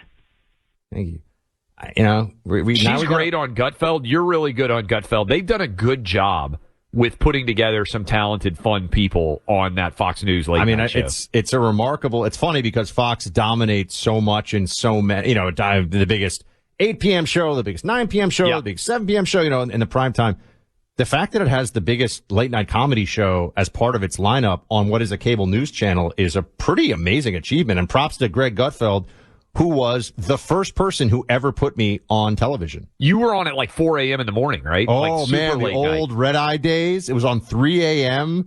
That show was awesome. Was it live at 3 a.m.? Were there one or two people who maybe showed up and I was like, I can smell the whiskey on your breath. I can neither confirm nor deny. Were you actually live show. at 3 a.m.? No, they would tape it and then they would air it at 3 a.m., but it got a big audience on DVR and on digital. They'd put it up on YouTube. So the sort of early play on demand feature of it allowed for it to grow a really substantial audience. And obviously now they got 2 million people a night watching Gutfeld. For people who don't know, more people watch Gutfeld on Fox News than watch Stephen Colbert, than watch Jimmy Fallon, than watch Jimmy Kimmel. All those shows that are on ABC, NBC, CBS, all of them, they get beat by Fox News now in primetime and late night. It's pretty crazy. Sometimes there is justice in this world. Want to give yourself a gift that's going to benefit you all year round for years to come? One that's very, very comfortable. I'm talking luxurious. The X chair, my friends. I'm sitting in one right now. It's where I do my show every day. All hours of the show done from an X chair. It's the best office chair you're going to find anywhere. I mean, I've got them now for my mom, for my mom and dad, for my sister. They love their X chairs. X chair is the best investment you can make for your body and your business. They've got great financing available right now too. Think about how much time you spend in your chair. This isn't an area where we want to economize and have some old hand-me-down, or in New York City, people just like find them old chairs on the street. They're like, yeah, I'll patch it up. No. You want a chair that feels good, that looks good. You're spending a lot of time in it. So you can finance an X chair for about $20 a month. For less than $1 a day, the X chair will make the hour spent at your desk so much more comfortable and productive. And here's an extra special offer. You can use the code FOOTREST22 for a free footrest with every chair purchase. You got to order by December 20th to ensure Christmas delivery. Go to xchairbuck.com. That website again, the letter X, chairbuck.com. Use footrest22 for a free footrest with your order. Remember, you want to order now and certainly by the 20th of December to ensure Christmas delivery. It's a great gift for yourself or for a special someone for the holiday season. xchairbuck.com. We're closing up shop here on the Clay and Buck Show before we all head off for our weekends. Appreciate you rolling with us. If you didn't catch every part of the show, the podcast, also the Clay and Buck Hang Session will drop this weekend. You get to hear about how Clay picks his modern art. How his modern art expertise. People were mad at us, by the way, about our takes on wine. Did you see some of those emails from people who were like, furious?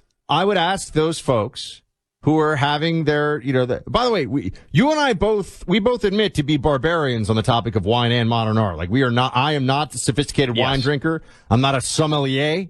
And Clay is, I just want to hear Clay say sommelier. He's sommelier.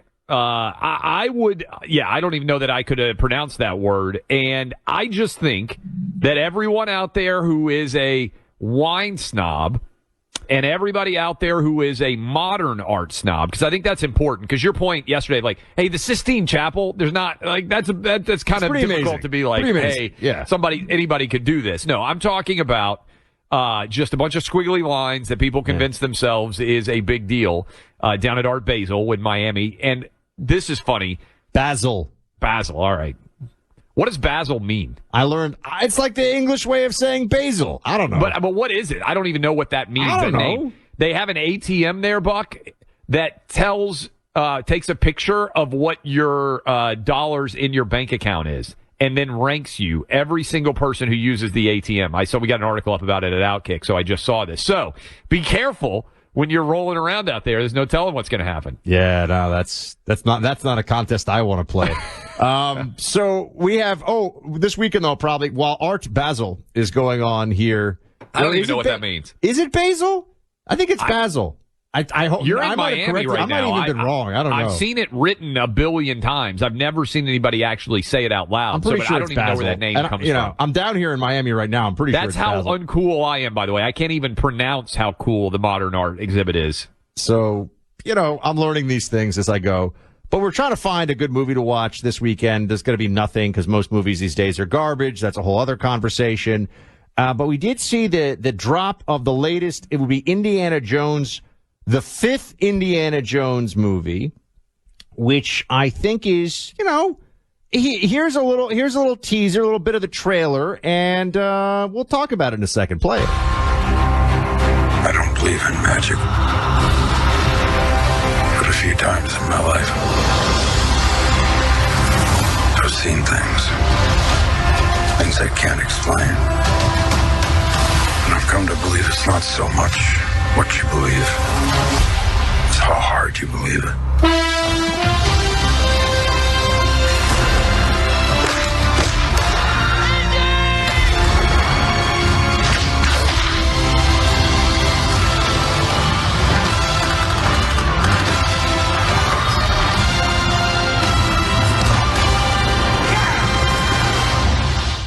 So I'll put this out. I know you and I agree on this one, and we basically grew up with the same movies and like a lot of the same movies.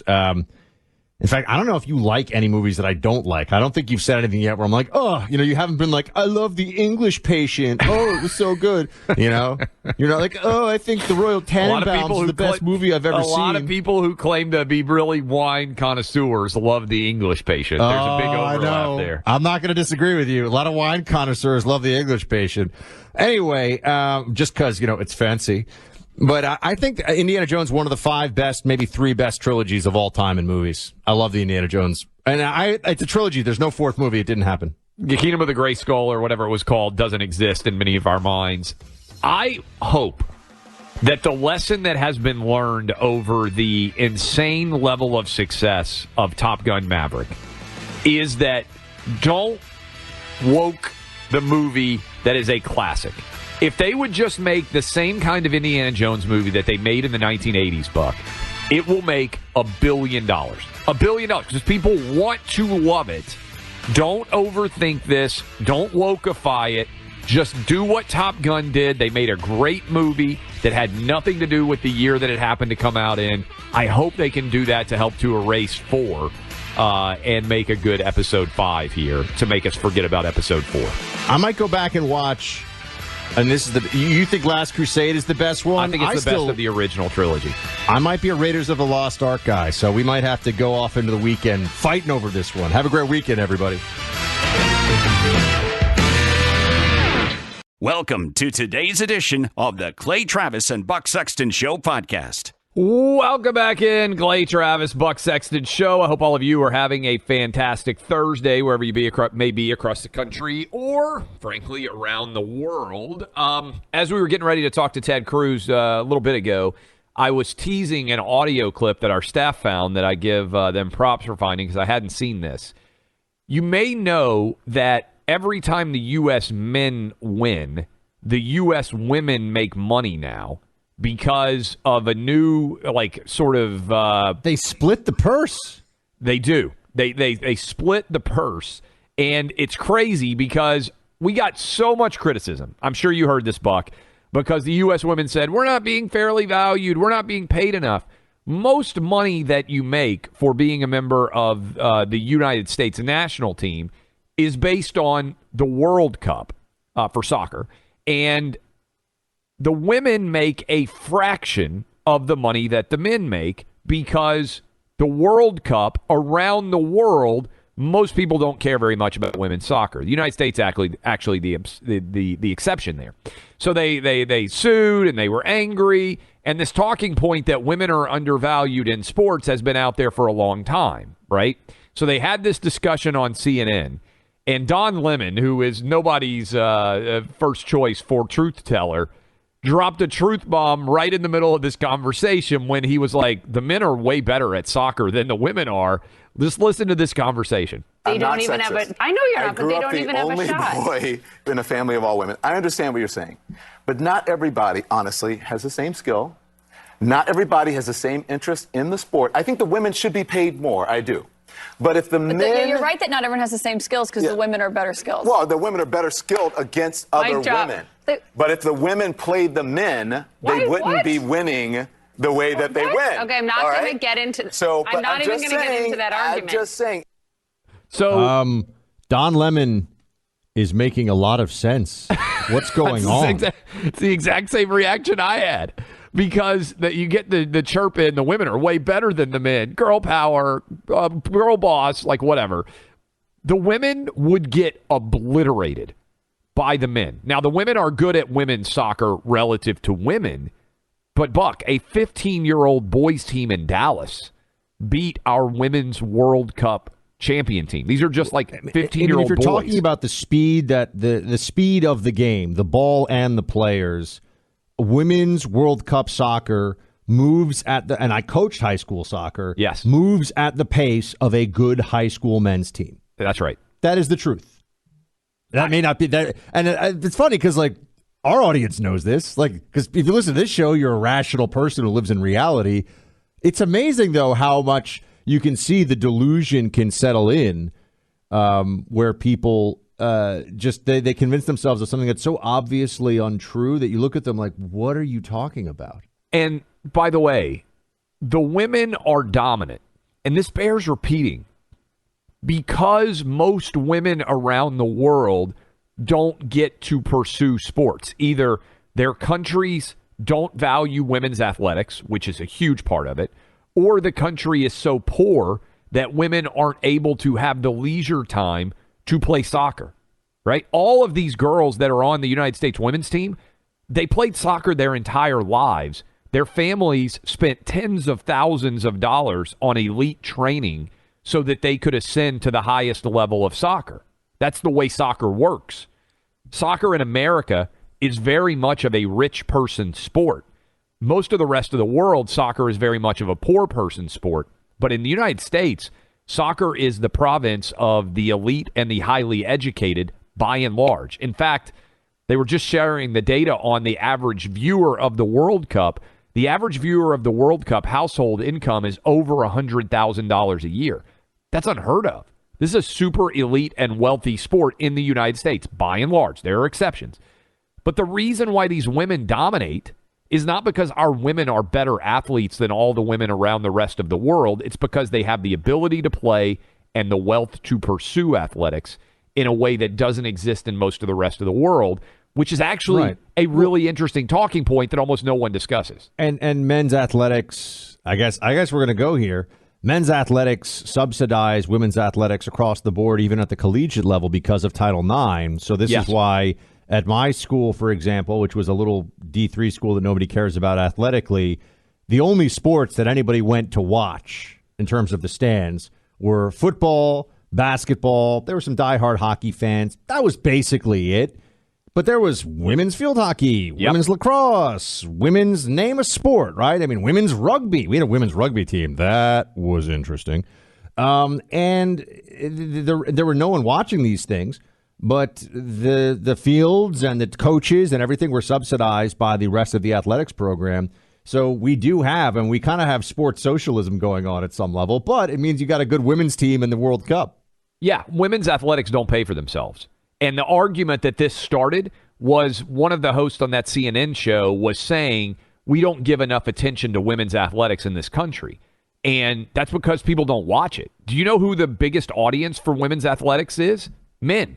Men, by and large, represent the majority of much of the fan base for women's athletics, too, because, and again, generalities, your wife or your girlfriend may love sports more than you do, but by and large, men consume overwhelming majorities of the audience in sports. And so the reason why women's athletes make less is because there's a lot less interest in their sport. You can't just manufacture it. It sounds like you're trying to tell me that there may be some kind of a gender preference that men, as a general idea, watch more sports than women do. I don't know. This is groundbreaking, crazy stuff these days. You mean women and men have different interests for their leisure time sometimes? I don't know. I'm going to even go a step further, Buck. One reason why men's sports are watched more, because men are bigger, stronger, and faster, and the games are more entertaining. Just tossing it out there, blowing up so many minds out there. The market responds to men's athletics. Like the WNBA players. And this is what's funny. You don't like watching slow motion layups after lots of pick and rolls? What we sold is this idea that athletes are woke. But I love it. Like, if you get any NBA player on the record and you're like, hey, the WNBA players say they should make the same salaries as you, they're going to be all of a sudden capitalists really quick. Well, wait a minute. Everybody watches us. Nobody watches them. We subsidize the existence of the entire WNBA. So, look. I want women to be able to excel in athletics. And remember, I'm actually speaking sanity here, one of the few voices who will. men shouldn't be able to dominate women's athletics, which is what happens when you have these transgender athletes. But the argument of, oh, women deserve more money in women's soccer because they're better than the men is so laughably absurd that even Don Lemon called it out. I mean, how far are we, you think, from some people on the left deciding that if like a 240-pound, 30-year-old man would identified as like a seventh grader, that he could run around and just annihilate everybody in Pee Wee football? Like, you start to wonder, like, what are the outer limits of this? We have to make everyone's belief about themselves. We have to validate it in some way. No, I can picture like a 240-pound guy stiff-arming little 12-year-olds all over the field, just crushing them. And there will be commentators at MSNBC like he is living his truth. Yeah. I mean, why can you not be trans age? I mean, if you can change your gender. I don't know. I mean, if you don't believe biology exists and sometimes that things get wrong, like, why is chronological age a thing?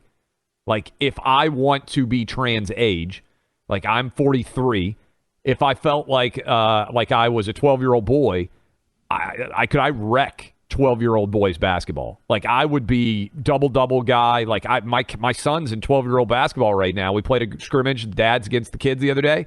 To be honest with you, we could wreck them if we needed to. I think people listening to this know a lot of guys who are trans age. They just don't want to come out and say it. They're like 55, and all of a sudden they go buy a Porsche Boxster.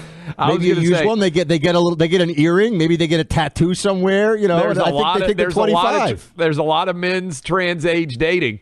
I'll tell you that. 55-year-old dude gets divorced. Next thing you know, he's got a 28-year-old girlfriend. I think Leonardo DiCaprio has been getting a rough rap here for a while. Maybe Leo doesn't think he's 43. Maybe he's 24, like all the Victoria's Secret models that he dates. He's trans age. I'd trot it out. I'd love to hear the reaction. We just want him to live his truth. Live your truth. Everybody needs to live their truth. Don Lemon. That's how crazy CNN is. Dropping truth bombs. I'm shocked. Couldn't believe it. Props to Don Lemon. First time we've ever said that. Let me tell you, there's a lot of news about possible rail strikes, diesel fuel shortages. Both could impact our food supplies. And you guys know, you see the other day where Joe Biden came out and said, we didn't even talk about supply chain crisis. Yeah, because we didn't have a supply chain crisis until you got into office. But it's hard to imagine where we are right now, where you could want to buy a product, can't find it, still can't find baby formula. I saw there's a Tylenol shortage now. I can't even keep up with all this craziness. What about food shortages? Are you confident that there won't be another food shortage for the things that you need? I'm not. That's why I've taken advantage of our supplier here, My Patriot Supply. If you go to mypatriotsupply.com right now, you'll save 25% off a 4-week emergency food kit from My Patriot Supply. Again, 25% off. We have this in our house. We have it all stacked up. We've got months of food supply. I have ordered this for my family. I got 3 boys, a wife. My wife was super excited when this arrived at the house because she said, we are covered going forward. Why don't you take care of your family too? You have car insurance, you have health insurance, you have home insurance. Why not have a little bit of food insurance given what's going on right now in this country? Go to mypatriotsupply.com. Get enough emergency food for the winter. Your order will ship fast and free. Unmarked boxes for your privacy. Arrive right on your front porch like it did for me. 25% off at mypatriotsupply.com. And when you need your food, you'll be glad you ordered. Great meals designed 2,000 calories a day. mypatriotsupply.com. Welcome back in, Clay Travis, Buck Sexton Show. Appreciate all of you hanging out with us. We are scheduled to be joined here in a little bit by Senator Ted Cruz of Texas. Also going to talk in the third hour of this program with Herschel Walker, who is running for the Senate in Georgia. It's been under the radar, I would say, a bit, but on December the 6th, that is Tuesday, in a few days, they are going to have the runoff election in Georgia to see who will be getting the 6-year term that both men are seeking there. Reverend Raphael Warnock, obviously, is currently in that seat, the Democrat. I saw this, Buck, as we get ready for Senator Cruz to come in, and I just thought, because we've talked a little bit about the World Cup, and the Women's World Cup team always ends up being brought up when the men are playing, and people say, oh, why are the men so much worse than the women? And I mean, the basic answer is because women around the world don't have basic human rights. And so it's not a surprise that our women who do have basic human rights would be quite a bit better than those that don't. But there even is an argument out there that some people try to make that the women are better than the men, meaning that if they played on the same field, that they would somehow be not better relative to their gender, meaning better. that they're the world champion, the men are obviously not, but that they would actually be able to compete in a soccer. Is anyone so stupid that they make that argument? Really? Yes. I mean, this is the argument that happened a couple of years ago with Serena Williams. Do you remember when John McEnroe said, Serena Williams is a really great tennis player, and then the interviewer said, why wouldn't you say that she's the best? And John McEnroe said, well, because, and he was being charitable here, she'd be like the 700th best men's player in the world. The top 300 to 500 men in the world would annihilate. I mean, I play a lot of tennis. The top 300 to 500 men on the tour would annihilate Serena Williams in a tennis match. Literally the number 300 guy, it wouldn't even be close. I think like the first 10,000 men would annihilate her. It's not even a conversation. That's right. So they were having this conversation about how on CNN, they have a new morning show. Don Lemon's a part of it. And they were having a conversation, and one of the women hosts was saying, oh, it's very disrespectful of the women. I'll just let you listen. And then a moment of truth suddenly rolls in. Well, we'll play that a little bit later, actually, because Senator Ted Cruz is now joining us. Senator Cruz, appreciate you taking the time.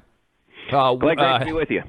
What can you tell us about this lame duck session that is currently underway between now and obviously January when everybody gets inaugurated in? What is on the table? What do you think potentially may pass? What should pass? What shouldn't? How much should even be occurring in this lame duck session? Well, unfortunately, this lame duck has already shaped up to be quite lame, and it could get substantially worse.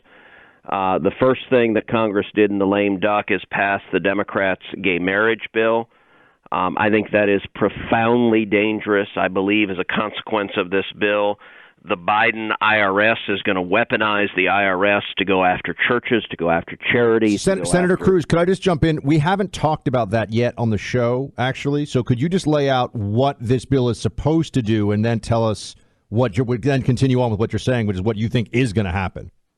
Well, sure. So what the bill was supposed to do, what the Democrats sold it as doing, is codifying the Obergefell decision. Obergefell was the U.S. Supreme Court decision that struck down marriage laws across the country and that mandated gay marriage across the country. If it just did that, that would not be changing U.S. law because Obergefell is still U.S. law.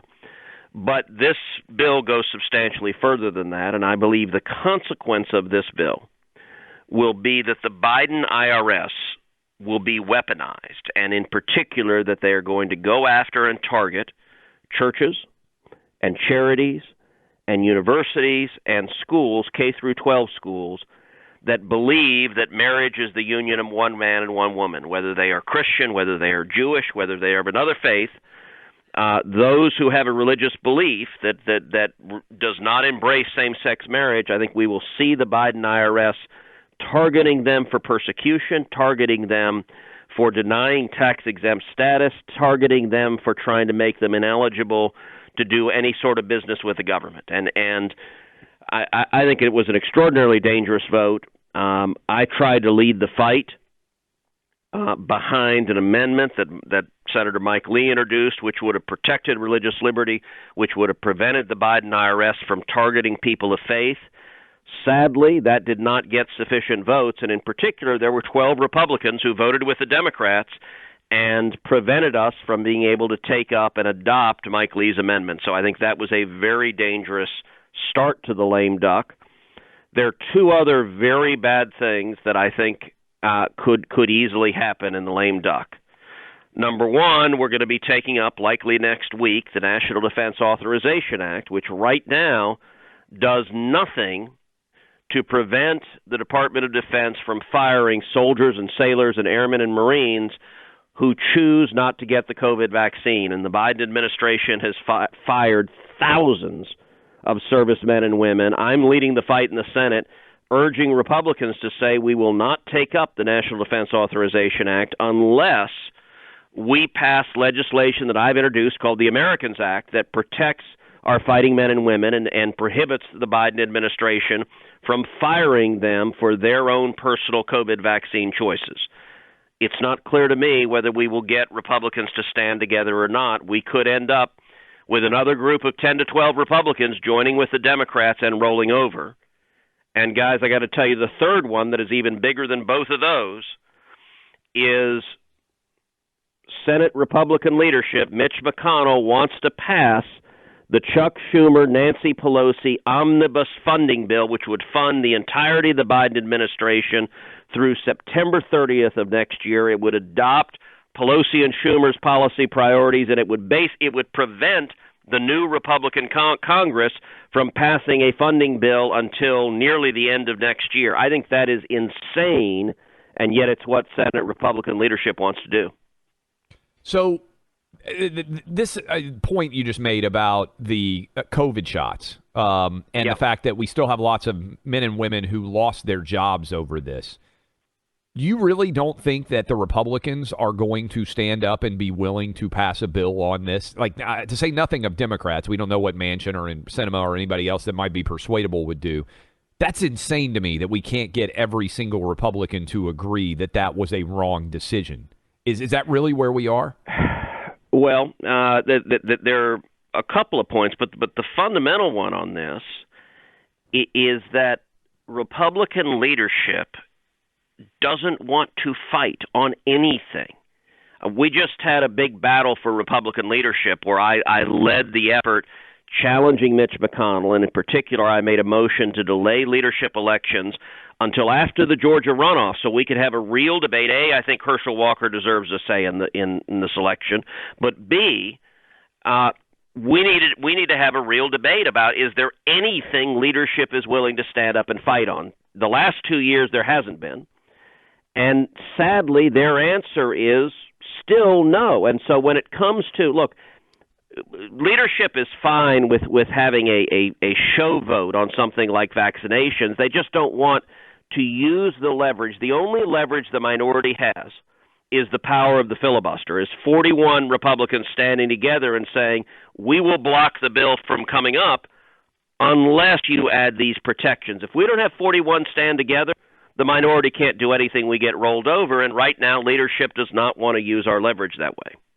We're speaking to Senator Ted Cruz. And, Senator, we started out today talking about what's going on with the White House claiming to have had Biden, and after falsely claiming that Kamala had been to the border, and now Biden's press secretary saying he has been to the border. We think she means in 2008. Doesn't really count.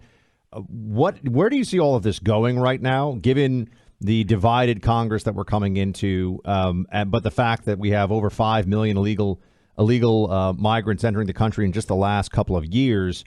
What's going to happen here, and what should Republicans be saying on this issue so that we can actually do something about it? Well, the crisis at the southern border is the worst it has ever been in the history of our nation. Over 5 million people have crossed illegally under Joe Biden, and that is not an unintended side effect. That is what they want. This chaos, the deaths, the fentanyl flooding in, all of that is a result of deliberate decisions from Joe Biden and the Democrats. There's a reason that Biden and Harris have not been to the border. And it's not even that they don't want to see it, although they don't want to see it. But the real reason is if they go, the TV cameras will follow them. And you cannot see the misery and suffering and the children being physically and sexually assaulted and the disease and the crime that is coming across the border. You can't see it and defend it. There's no argument when you see it firsthand that this is humane, that this is compassionate. It is a humanitarian disaster. And what the Democrats have counted on is the corrupt corporate media ignoring it, refusing to cover it. Look, the folks that listen to your show know about what's happening on the southern border, but if you watch CNN, if you watch MSNBC, there is no border crisis. They just don't cover it. That's the reason Biden won't go. Now, you asked what will change with a Republican majority in the House. I believe one of the first actions of the Republican majority is going to be to impeach Alejandro Mayorkas, the Secretary of Homeland Security. And the value of that, I've been calling for that for months.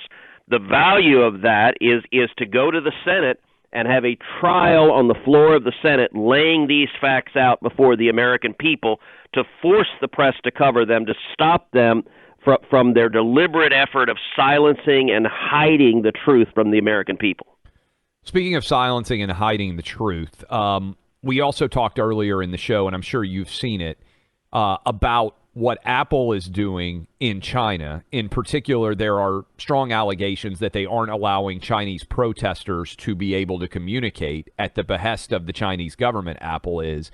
And comparing the way the Biden White House is applying basic rules of human rights to Twitter and to Apple. What do you think of that larger picture as we see these protests emerging in China, and Apple certainly is not speaking out in favor of the protesters, and also the Biden White House simultaneously lecturing Elon Musk and Twitter over the safety of their platform?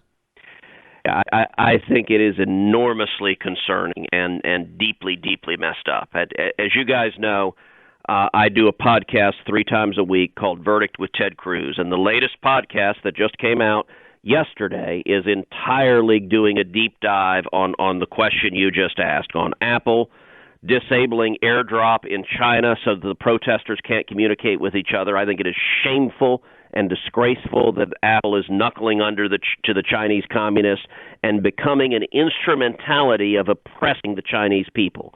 I also think it is shameful, and I discussed this at length in the Verdict podcast, that the Biden White House is terrified about speaking up against the Chinese government. They issued an incredibly tepid statement.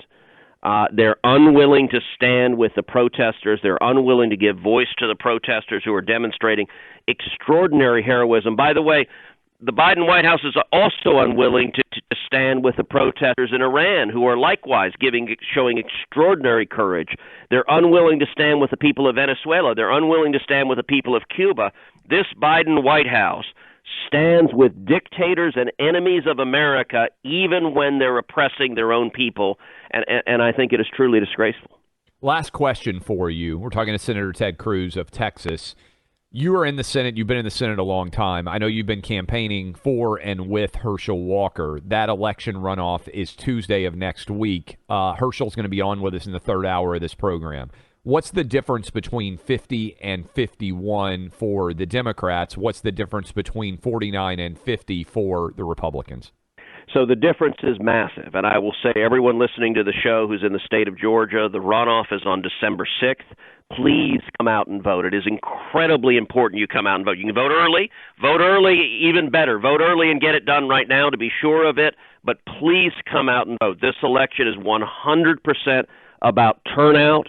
And right now it appears the Democrats are energized and they're turning out, which means it's all going to come down to whether common sense, freedom-loving Georgians stand up. What are the differences? Well, if the Democrat wins, if Raphael Warnock wins, it will give the Democrats a 51-vote majority. That will mean the Democrats have a majority on every single committee in the Senate. What does that mean? That means every single committee in the Senate will be able to issue subpoenas, will be able to use subpoenas to harass conservatives, to harass Republicans, to attack their enemies. If Herschel Walker wins, the Senate is evenly divided, which means every committee is evenly divided. That means the Democrats can't issue subpoenas. They can't use the power of subpoena power to attack their enemies. What else does it mean? Chuck Schumer has said if they have a 51-vote majority, they'll be able to expedite their radical and dangerous agenda. They'll be able to move it much, much faster. With a 50-50 Senate, it slows them down enormously. What else does it mean? I think with a 51-vote majority, the odds that the Democrats end the filibuster skyrocket. This last Congress, 2 Democrats stood up and said no, Joe Manchin and Kyrsten Sinema. I always thought it was Sinema that had the real guts and was holding the line, and I think if it's only a 1-vote margin, I think Schumer will get Manchin to roll. And if that happens, if they end the filibuster, it means the Democrats, when they have a majority, will be able to do things like federalize all elections, strike down all election integrity laws, legalize every illegal alien in America, make the District of Columbia a state to elect 2 more Democrat senators, and pack the U.S. Supreme Court with 4 new left-wing justices to take away your constitutional rights. All of those are on the ballot in Georgia, so I think it is incredibly, incredibly important to come out, support Herschel Walker, and vote in the Georgia runoff if you're in Georgia. Senator Ted Cruz, appreciate you being with us as always. Thank you. Take care. Businesses of all sizes have been seriously affected by inflation, not to mention the pandemic. If your business has 5 or more employees made it through COVID, you could be eligible to receive a payroll tax rebate of up to $26,000 per employee. Remember, this is not a loan. It's a refund of your taxes. How do you get it? Well, you need to go to getrefunds.com. Their tax attorneys, specialists, they will share a percentage of the cash they get back with you. That's all they do. It doesn't cost you anything. You can get qualified. All you need to do is go to getrefunds.com, click on Qualify Me, answer a few questions. Payroll tax refund only available for a limited amount of time. Don't miss out. Go to getrefunds.com. No risk, high reward. Getrefunds.com. We're coming up on Decision Day in Georgia, just a matter of days away, and we have Herschel Walker with us right now. He is running for Senate against Raphael Warnock in this massively important runoff. Herschel, good to have you back on the program. Hello there. How are you guys doing? We're good, Herschel. We're good. We want to mobilize people as much as possible in the state of Georgia to get out there and vote. In a lot of cases, going to be people voting, obviously, a second time. But to tell us, before we get into, I mean, we already had you talk a bit about what you stand for, what Raphael Warnock stands for. What are you doing on the ground in Georgia? And what kind of help are you getting from, say, Governor Kemp or Trump or anyone else to make sure that you win this one? Well, we got a lot of people coming to action with Governor Kemp and President Trump is trying to get the people to get out and vote and know how important that this election is, and don't think that it's just a 49-50. It's going to be a 50-50, which is important because now these committees are going to be even. So we can now put a stop to some of the things that Joe Biden is going to do. And so I want everyone to know that they got to get out and vote. And that's what Governor Kemp, he's limiting his ground game, and his ground game has proven to be absolutely incredible. People used to talk about Stacey Abrams' ground game, but Governor Kemp has shown that his ground game was much better. So he's been getting out, helping me out, and we did a fundraiser also about 2 nights ago. So Governor Kemp has really, really been helping out a great deal. And I've had a lot of elected officials around the state of Georgia helping me out because they know how important this election is. And I think the turnout we're seeing record numbers, and that's what we want to see. We want to see people that get involved and know that they got to have their voices heard and their vote counted.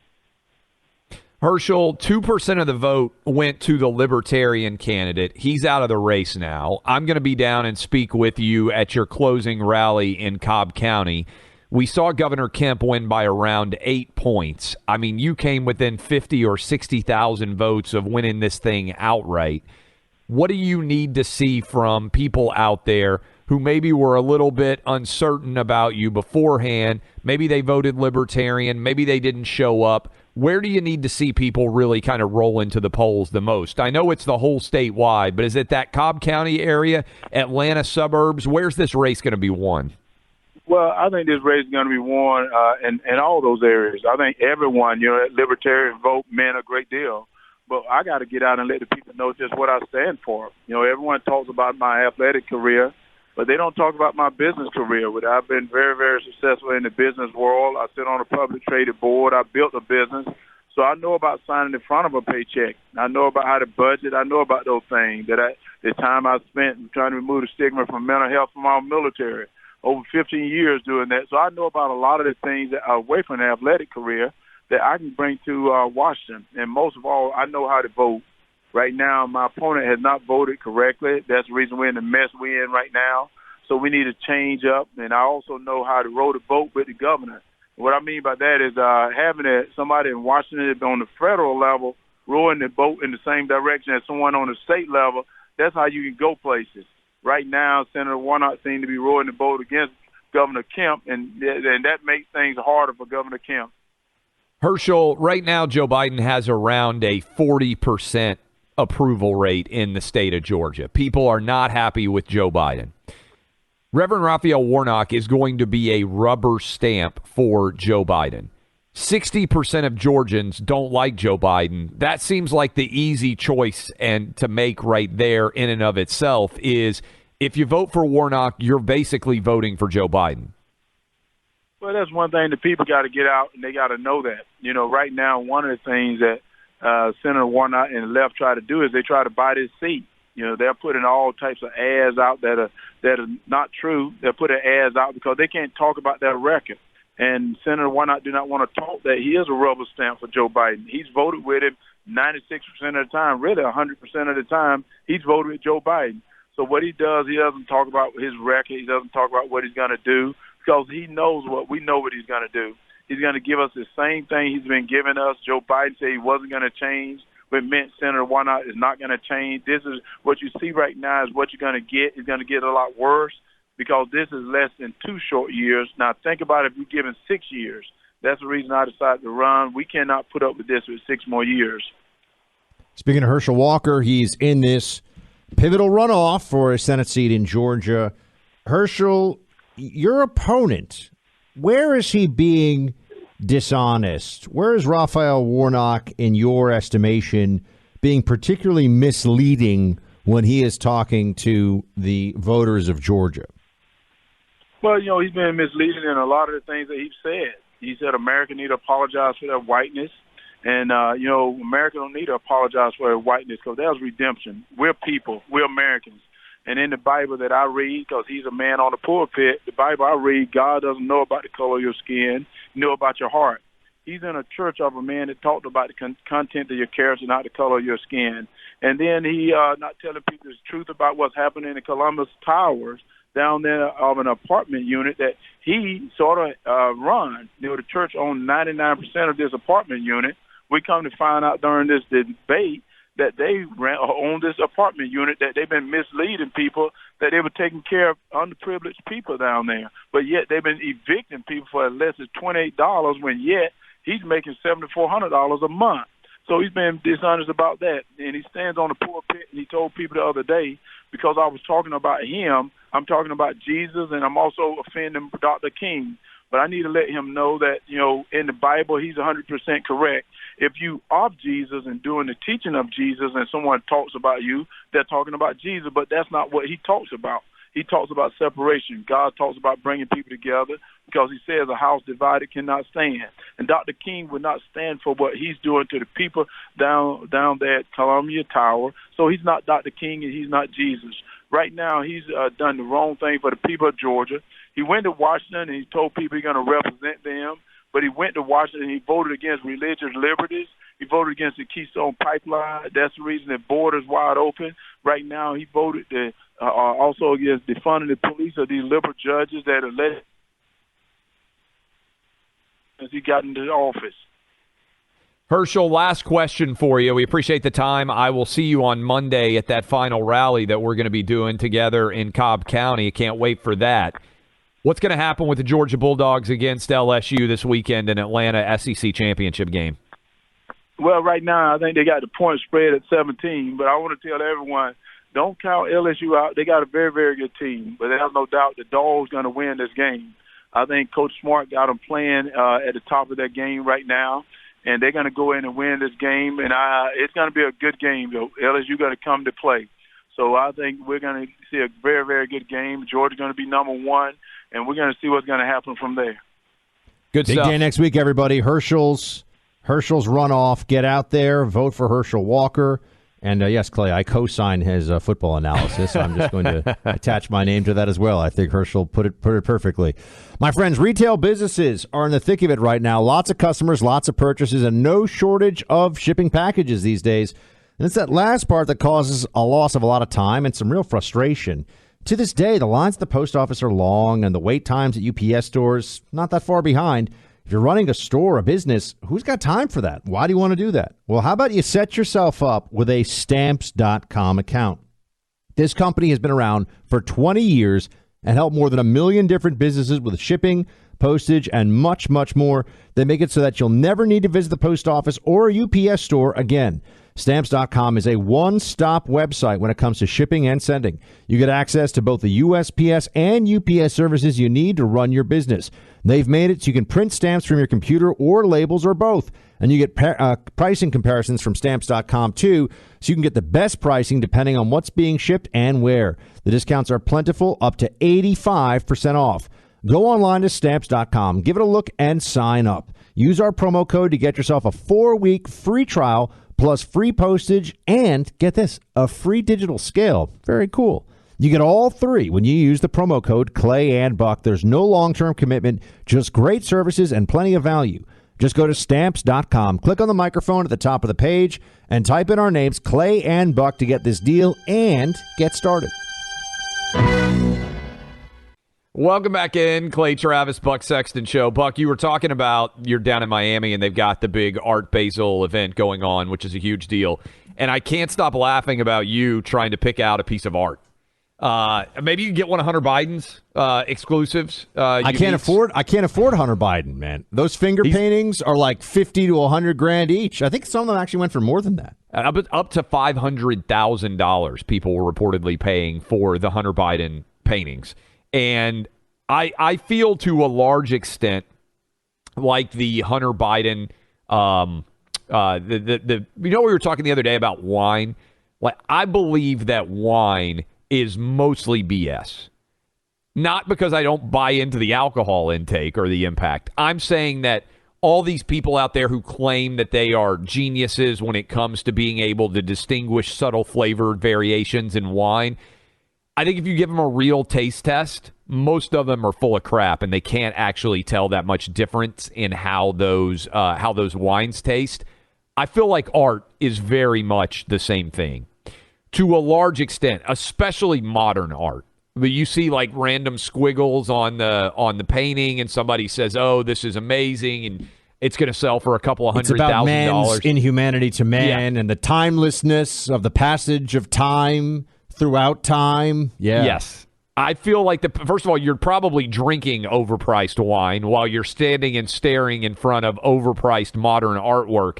I think maybe of everything that exists in America today, wine and modern art are the two biggest charades where there's actually not a major difference. Can you think of something else? I think some of the crypto coins out there are probably high on the list, to be fair, my friend, given the FTX realities here. I think, hey, I've just created a new currency. Let's get some celebrities to get everyone to buy it, and then the people that have it will dump it and take all your money. I think that's pretty close. That's pretty much a scam, too. And you know what I think they have in common? We've talked about this, and it's very much, I think, a thing, especially even more in social media. People are afraid of questioning the herd and looking dumb as a result, right? You and I have said on this show for a long time, people have been asking us about crypto for 2 years on this show, and both you and I have said, hey, we don't really get it. And certainly the idea that crypto is going to be this valuable hedge if the stock market collapsed or if we had high inflation ain't that true. Didn't happen. By the way, that didn't happen at all. And I feel the same way about this modern art. Like you asked if I have any, I would never put modern art in my house because I think it's total BS. And even for wine, I can taste the difference of a lot of different products. Good steak, I was talking about. Good steak versus bad steak. Oh yeah, for sure. Can't tell difference. On my palate when it comes to red meat and chocolate is quite refined because I eat so much of those two things. Yep. So to be fair, there are differentiations you can make. What about interpretive dance, Clay? Since we're getting into the Clay the artiste. I wish he had a beret on. Just a total right fraud. I think that a lot of interpretive dance is total crap too. But, I'm not a musical guy, Buck. Like, I can't go to plays. I'm not anti-play. But every time people start singing in a musical, it takes me out of whatever the story is because it drives me crazy that everybody just suddenly starts singing and dancing to a choreographed No Gilbert and song. Sullivan for you in high school? You weren't I've been to, captain of the Pinafore or whatever? I've been to all of them, but I just want to, like, every time people start to sing, my wife drives my wife crazy. I'm like, this is so fake. Like, it takes me out of the actual story, right? By the way, this is exactly the conversation that our liberal elites could point to. Be like, look at these two savages First of all, one of them is named Buck, which is ridiculous. The other one is a sports ball man from Tennessee. We're talking about modern art. I'm the quintessential redneck. There ain't a lot of people in Tennessee who grew up where I did that are buying modern art. But when you think about it, like what better, if you could convince people to pay something for something, and it's not illegal, so that takes what should be the reality of Hunter Biden out of it. It's a great gig if you can get it. You just paint some stuff. You tell rich people that they should buy it. I don't know. It could be good. I mean, there's artwork that anyone can look at and be like, this is a masterpiece and a timeless classic, right? I mean, no one looks at the Sistine Chapel and they're like, yeah, I could do that. Yeah, right. At least I don't think so. And yet people do. I've seen. I grew up in New York, and there were galleries in this neighborhood, Chelsea.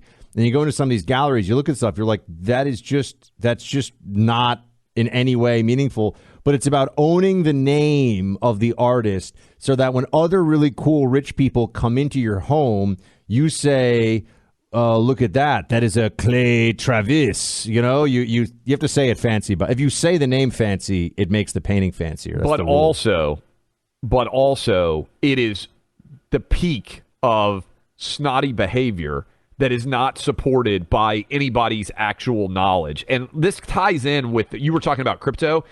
Listen, so the New York Times interviewed Sam Bankman-Fried, this SBF guy, Buck, is going around doing a Dr. Fauci-style media extravaganza. He's talking to everybody. He talked to the New York Times yesterday, I believe, and I just want you to listen to the end of the interview where the New York Times, Andrew Ross Sorkin, I think is the guy, also works at CNBC. Listen to the end of this interview where he says, thank you for doing this interview. You are Bernie Madoff, by the way, this dude is. And everyone at the New York Times deal book applauds. Listen. On behalf of everybody here and on behalf of the public, I want to thank you for engaging in it at a time, in truth, when I know you've been advised not to. So thank you so very, very much. Thank you. Yes. Sam Bankman-Fried, everybody. Oh, it's amazing. Standing ovation. This guy, the polyamorous, vegan, 30-year-old tech bro living in the Bahamas, this guy's defense now. And the reason he's going public with it is because the only thing is going to be public perception. Now I know he's saying he gave a lot of money to Republicans, too. He thought he was buying both social and political insurance by throwing all this money around that was other people's money, as we all know.